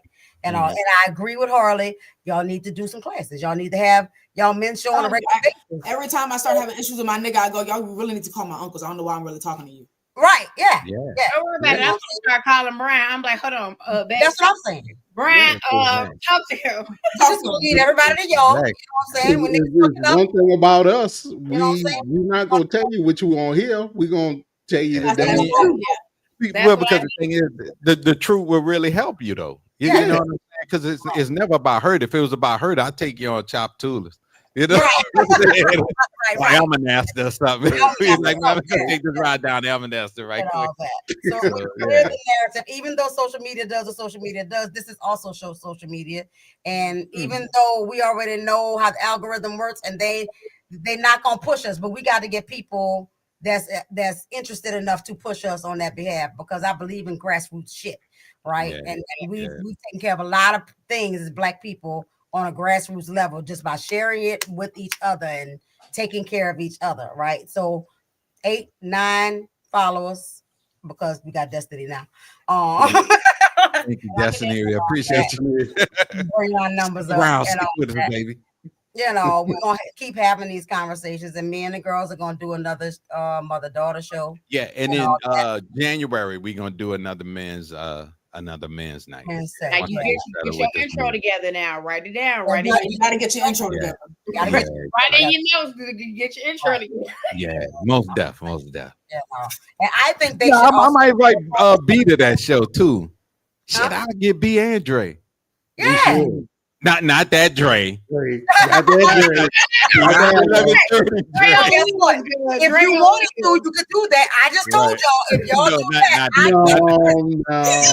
gotta be all men. Let me just say the Beyond 1130 crew of men. No. We don't want them coming busting up on the show. Because I don't want to get my ass whipped. That's She's not gonna beat nobody. We decided we're not going to jail. I don't know. Y'all too close to me. I don't want to smoke. Not gonna hurt the people. Okay, y'all just speaking the truth to us, and we appreciate your honesty, right? And I appreciate y'all being great examples that I can look up to. Even if I can't find somebody like it, I say my daddy ain't shit, but I got uncles that make up for it in every bit and every other way. Damn right. There you go. That's what? I'm so about to get off the subject. I got to get this music thing together for you. But anyway, we're gonna talk about that. Go ahead. Okay, that. You know what I'm saying? I don't have a Black History moment this week. However, remember the economic blackout. Wait. They got a Black History moment. Before, I need you to do it for like 30 seconds. You didn't answer Destiny's question. She said, "Why did you adopt?" You didn't answer that. I just want 30 seconds. Like, okay. Personally, I want to know too. Personally, I want to know why the fuck you did that. Okay, so I love them. Let's not get that confused. I love all of my sisters. I'm going to give a transparent answer that I just learned about myself recently, that it was trauma. I was trying to heal my inner child by taking care of other children. And while I'm great at it and I'm an awesome mom, all the good things, right? And all that, when I look back on it, I decided at some point in my childhood or whatever it is that one, I wanted to, I made it a inner goal to be a better mom than my mom. And so that was the thing. I gotta be better than her. I gotta be better than her. Yeah. And what better way to be better than her is to get a lot of kids and show I can do it, right? And all that. But it wasn't like that was a thing in my head at first. But I do remember as a little kid thinking that I wanted to adopt children, right? And all that. And it just so happened, you know, Brian got us on at BT, and then, you know, we did a lot of things and we fell in love with the kids, all that kind of stuff. But I'm good at it.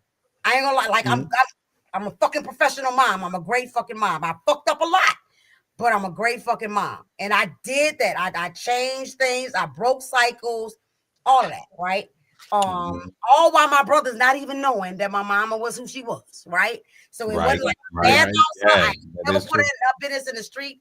Over time during my healing, though, I recognized that she was a kid when she had me, right? It is very well possible I could have been a baby of sexual assault, right? And I had to digest that and what my mama had possibly been through in her young, you know, childhood and adulthood and all that stuff, right? And when I started looking at her and saying she really did do the best that she could, because that's all she had, you know what I'm saying? Because as much as I love my grandmother too, grandmother like Mimi didn't talk to her. She didn't talk to her like I talk to y'all, right? And all that. She didn't get what I gave to my children, right? And so part of me breaking that cycle was to do that for my kids. But within myself, I was still trying to heal something in myself by being that parent that I didn't have to as many children as I could. So I'm like, I need to save the kids, right? Let's save the kids. Right. Was it intentional that it was older kids, or was that just where you ended up? Nah, it was. It was where we ended up. However, it was intentional because I like kids that wipe their own asses. Yeah. You don't want them little kids is different. Little kids is a lot, right? And all that, and people don't want to adopt older kids because you know they come with a lot of stuff. They got attitudes and all that. I'm like, I can do attitudes, they ain't shit, right? I come them up against the wall every night. You know, and like they tell you all the time. First of all, my top thing is take away everything they love, right? Figure out their currency and use it. Right. Second, you don't want me to withdraw my support. My support is important. You really don't want to withdraw. I can cop an attitude that make you feel like, please, mom, please, please. And ain't no sunshine when she's gone, baby. That part. That's why I eat every day. Like I need her to stay right here. Right, you know. And so it wasn't like, so the older kid thing, it did happen to be that's the home we was, because we just adopted the kids that was in the home with us, right? And all that, because they became our children after 3 years and stuff. And it was hard and it was difficult. And some of them kids still don't fuck with me, right? And I'm all right. I'm all right with that. I got 10 grandkids. I only be around maybe 4 of them, right? And so, but I fuck with the kids that fuck with me. I did my job, right? And all that, and that's all I can do. And stuff like zero parent guilt. Zero parent guilt. Right, zero parent guilt. Yeah, you know. And so it was a pleasure to do. It was tough. It taught me a lot about myself, right? Because even though it was done out of trauma, I still learned a lot about myself, right? And all that. And I'm still glad I did it. I'm still glad I did it. But if I had done it, if I would have been a more healed me, it would not have. I recognize that. Do you think we do our best learning through trauma? Because if you think about most of your hardest, most impactful lessons, they started either with trauma or they started because of trauma. So I always wonder if we do our best insightful and healing. You don't have an obstacle, you're not gonna learn nothing. It's easy. They don't.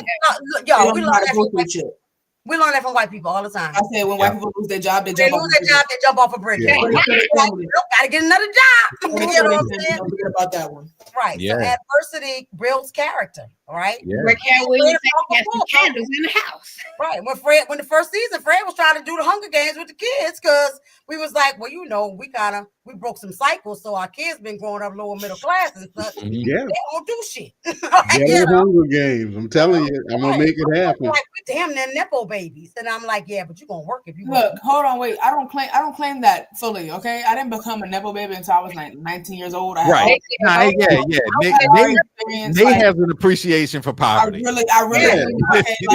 I was in the trenches. Y'all better watch out. She made sure the light stayed on that gas stayed on. In the night got cut off. But we was in the night ward. Right. The night ward. There was 2 views every fucking night. Okay, I know. Right. There was.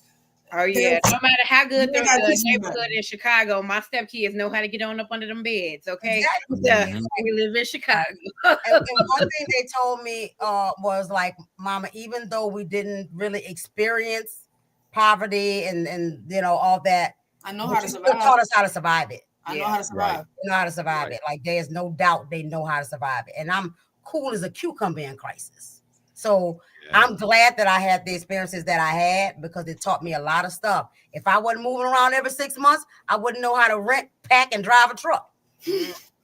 And I know how to pack. Give me the 15-20 footer. I'm gonna drive that bitch. Horribly. I'm gonna tell y'all that is a privilege in my life that I didn't realize until I had to recently move. And I realized that I lived in the same house my whole life. My mother, the house that I was born in, my mother lives in right now. My sister passed 4 years ago. I've never moved. So when I moved as an adult, I was like, what the fuck? What am I supposed to do? So yeah, I think trauma I think trauma points out to you that there is a pain there. There's a pain point, but that's your time to look into yourself and say, okay, why am I hurting, and what do I need to do to fulfill that thing that's missing, right? So even like for Brian to say to Nate, like, you know, well, you can't just project any of that stuff, right? And you can recognize it like she's doing. Call it out when you call it out. Say this is hurting me, all that good stuff or whatever, right? And all that. And you shouldn't be projecting all of those things. All right. However, at the end of the day, it's Nate's job to heal Nate's hurt. It's Nate's job to go in there and say, little Nate, this is not the same thing. It's not the same thing. It's not the same thing. This man loves you, and he has his own pain and hurt, and he's operating in that. And so he's still healing from that. And maybe you're tired, and maybe you're worn out at this point and all. And so you got to decide how much time you can hang in there, right? And all that kind of stuff. Like, you know. And if push come to shove, just move to Virginia. That's it. See, your uncle got your back. And get ready for baked chicken, because that's what I cook. Baked chicken. And he cooked baked chicken. Baked chicken every night. Can I cook something else? The stove is open to everybody. But if I'm cooking, you know what you did. First of all, visit y'all. All y'all from New Orleans, which means that I'm gonna eat good when I come visit y'all. So we gonna be one day, gonna be one time where you're starving. And then you're not gonna starve with us at all. We're gonna make sure. I already heard the accent. What's funny is, Chanel, I've never heard your accent on Beyond 11:30 today. Really? But you hear it because I'm in the midst of I said, Chanel got an accent. I do. Yeah. I've never heard it before today, but I'm like, this feels beautiful. I feel like I'm at a kitchen table. I feel like y'all gonna make me some gumbo. Come on. That's what this is, because and it's crazy that you say that, because that's where this started from. That's where it started. I used to have a thing called Friday night. Every Friday night, Chanel, Fred, their significant others at the time would come over and we would have conversation. It was a podcast without microphones, baby. Yep. Yeah. So when I talked to them about doing a podcast, I was like, we had the original podcast. We were sitting in the living room having these conversations, and it was haul down. You think Brian and Nate? Ours used to be like, it was But they always ended. See me and Brian ended the same way. They all, just like theirs ended. That's how all of them used to end. Right, but it all ends in love.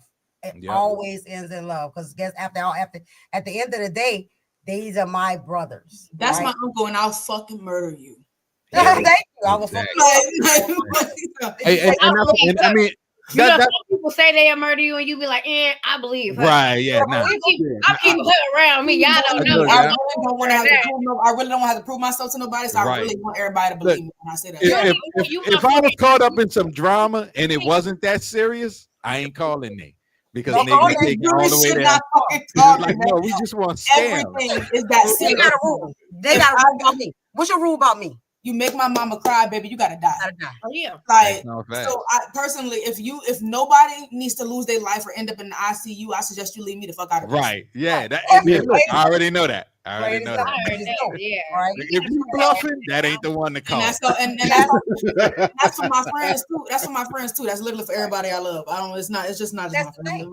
My friends and my family. You could die over there. I know you got a friend now, girl. You stuck. And like in this space, like in this space with like these three people, I feel most protected because these two gentlemen right here, like, you know, back in the like she almost didn't make it here because they was like, oh, he got you crying, huh? Yeah. You know, I know some people that know some people that can do some things. And that was gonna be we didn't meet and that was and it's crazy because that was happening. That was happening. You know? Yeah. And I was just like, no, don't do that. Because I know they will. I'm like, don't do that. Don't do that. I'll be all like, I'm gonna figure it out. There were certain people that I didn't call. And we can make things happen. There were certain people that I didn't call whenever me and my husband broke up the first time. That was my Uncle Brian, Uncle Fred, and my Uncle Tuffy. My Uncle Tuffy specifically likes to tell people, you know, last nigga I killed died. Right. Let me know what your favorite color is. Let me know what your favorite color is. I'm taking that shit. Yeah. I'm gonna give him his props though. Yeah. It is props, you know. But it's good to have people around you that you know will go hard in the paint for you like that and all that. And I think part of that is like I always seek that kind of togetherness and all, because you know, all of me and you bonded off rip, right? Yeah. And stuff like that. So it's not hard for me to connect with people, but I just need to learn to connect with people who reciprocate. That part. That's the biggest issue with me and mom. That's the biggest fucking issue. Same. That's why I love meeting people like y'all because I meet because now I meet people who I'm good for. Them hoes I need somebody that's good for me. They never good for me. Yeah, but at 53, I'm finally learning and I'm getting a clue. But I'm teaching that to my children and anybody else I come in contact with. Learn it early and heal your inner self. And that's why I'm a therapist. And that's why I got Choosing Empowerment, because just make a choice and get your healing in and all that shit. You know what I'm saying? And all that. And do my guests would like to promote their stuff before we go? Sure. So my prominent podcast is actually my background, The Love Journal After Dark. I do that with Troy D. Ryan. We talk about the healing journey from a sexual aspect. We have a good time over there. Me and Troy, we have a good old time. So if you real grown, you gotta be grown for that now. I say real grown because we get real undercover. Yeah, but yes, but if not, on a more calm level, I am Harley Hendrix 6 on all other platforms. I do daily motivation and then I crochet all day. So after you see me hanging upside down from a pole, then you'll see me sitting in the blanket. Yeah. I should be just crocheting and talking and giving good healthy advice and all that good stuff. You know what I'm saying? Yeah. Mm-hmm. Hell yeah. Now I gotta tune into all that. Yeah. I ain't watched the show yet, but Nate, we're gonna make an appointment. We're gonna have to sit down and watch it. Absolutely. My name is Nay. I'm the CEO and the founder of the Brown Sugar Experience. I'm a wedding and event planner. I plan literally any event that you don't want to plan, the birthday event, fucking retirement, divorce party, but specifically I like to do the weddings because those are more lovey-dovey, you know. But I specifically center my people because people don't fucking talk about us enough, and I'm a pretty no bullshit ass wedding planner. So if you're gonna get your shit planned by me, it's gonna be authentically you, and I wish somebody would. There you go. Come on. I am your best friend in this entire process. I am now your sister. We are now locked in. You can ask every other client I've ever had. We are still friends. So yeah, I'm your family member that's planning your wedding now. Give me a call. I got the lowest rates you'll ever fucking see in your life. Absolutely. The lowest rates and the highest quality. Yeah, absolutely. And Brian, I need you to come DJ. Yep. Yeah, what? I ain't gonna have to come I'm calling you soon for my planning day. And Brian, I need you to come DJ. I got you. I got you covered. Understand, Harley? He's not getting on a plane, though. Yeah, he's not getting on No. You're not he's going to catch the train. If Black Jesus wanted me to fly, he would have give him 48 to 72 hours to get to you. Hey, I will come to New Orleans. Yeah. We will get married in New Orleans. I'm in VA. Oh, okay. Yeah. Huh? Nobody lives in New Orleans. We can't live in New Orleans. But we can't live in New Orleans. We can't live in New Orleans. And that's our hometown. I say for sure. Always gonna be. You know what I'm saying? But no, I'm talking about where I'm living at now. But we can't live in New Orleans now. We can't live in New Orleans. That's not how people elevate. People can't elevate. No, you can't elevate and stay in. You just stay in that little time warp there. Just stay right there. Yeah. It's always 2004. Yeah. Well, for me, it's always 95. So I don't remember them days. Yeah, I heard that. Times. Let's cameras. Ooh, that sounds wonderful. It was nice. Did you attend any Freaknik? Huh? Did you ever attend a Freaknik then? Yes, I did. Matter of fact, when the documentary came out, I watched it, but I was watching for to make sure you had Thank God. Hey, I went to that Freaknik. Yeah. When I lived in Virginia, for Richmond, just a hop, skip, and a jump from Atlanta. Right. I was there a lot. I watched that documentary too to see if I was popping up on some random video. Big Fred, you was down there being sexy and Freaknik. Big sexy Fred. Sexy. Guess what? And next week, whatever we do next week, I'm putting that in all the ads and everything. It's gonna be in the description from now on. Big, sexy. I'm gonna do an AI. I'm gonna make an AI Fred into some speedos. There you go. Oh, that'd be good. I like that. I want a G-string. I want a G-string. Let your booty out, baby. I dig it. Yes. See, that will give you motivation to do some video stuff instead of just audio. Yeah, work. Yeah, Brian, do it. Do it. Fred, butt naked ass Fred. There you go. You came in my game, baby. Oh Lord! All right, look, we running on 2.5 hours, man. For sure. Remember, we are conscious, we're aware, we stay prepared, but we ain't never scared. And Fred, go on, do your part. And please, we need the subscriptions, the likes, the comments, the follows. We damn near on every social media platform out there now. Yeah, we on social media platforms. We ain't know we was on. PTBS at this point. Yeah, I saw that. I'm coming over. I saw that. I'm coming over. I'm on my way. Shut up. Wait, I was like. Oh God! And y'all don't forget about the Mamas Facebook group and also the Mamas support group. And if you know a mama that can use some support, pass it along. Go to Choosing Empowerment's page. You can email us at Choosing Empowerment. You can use info. You can use my name. You can use Whole Mamas. All of it's gonna come to us. So get in where you fit in and all that good stuff. And we're gonna have a good topic for you next week. We don't know what it is yet, but it's gonna be great. That's all we know. You never know. It'll be great. Right. And remember, Black Friday. Don't lose your link, Marley. Don't spend no Black Friday. Oh yeah, the economic blackout. Yeah, don't spend nothing with the big companies. If you're going to spend money, buy black, buy small, buy local. Exactly. Or find you a family. Find you a family. I got body scrubs. You ain't gotta go to Walmart. Oh yeah, she do have body scrubs, y'all. I'm trying to make body butters. Give me a second. And I DIY everything. So yeah, so don't pour into the system that's oppressive. Make it yourself.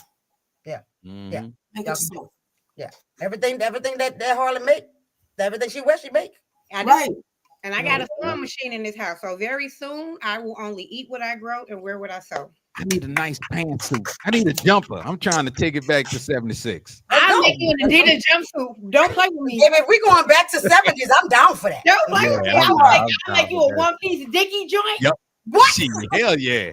Oh, now we gonna talk. All right, that's no talk. All right, I'm hitting this button. We out of here, y'all. Please remember, we're not trying to change your mind. We're just trying to make you think. Right on.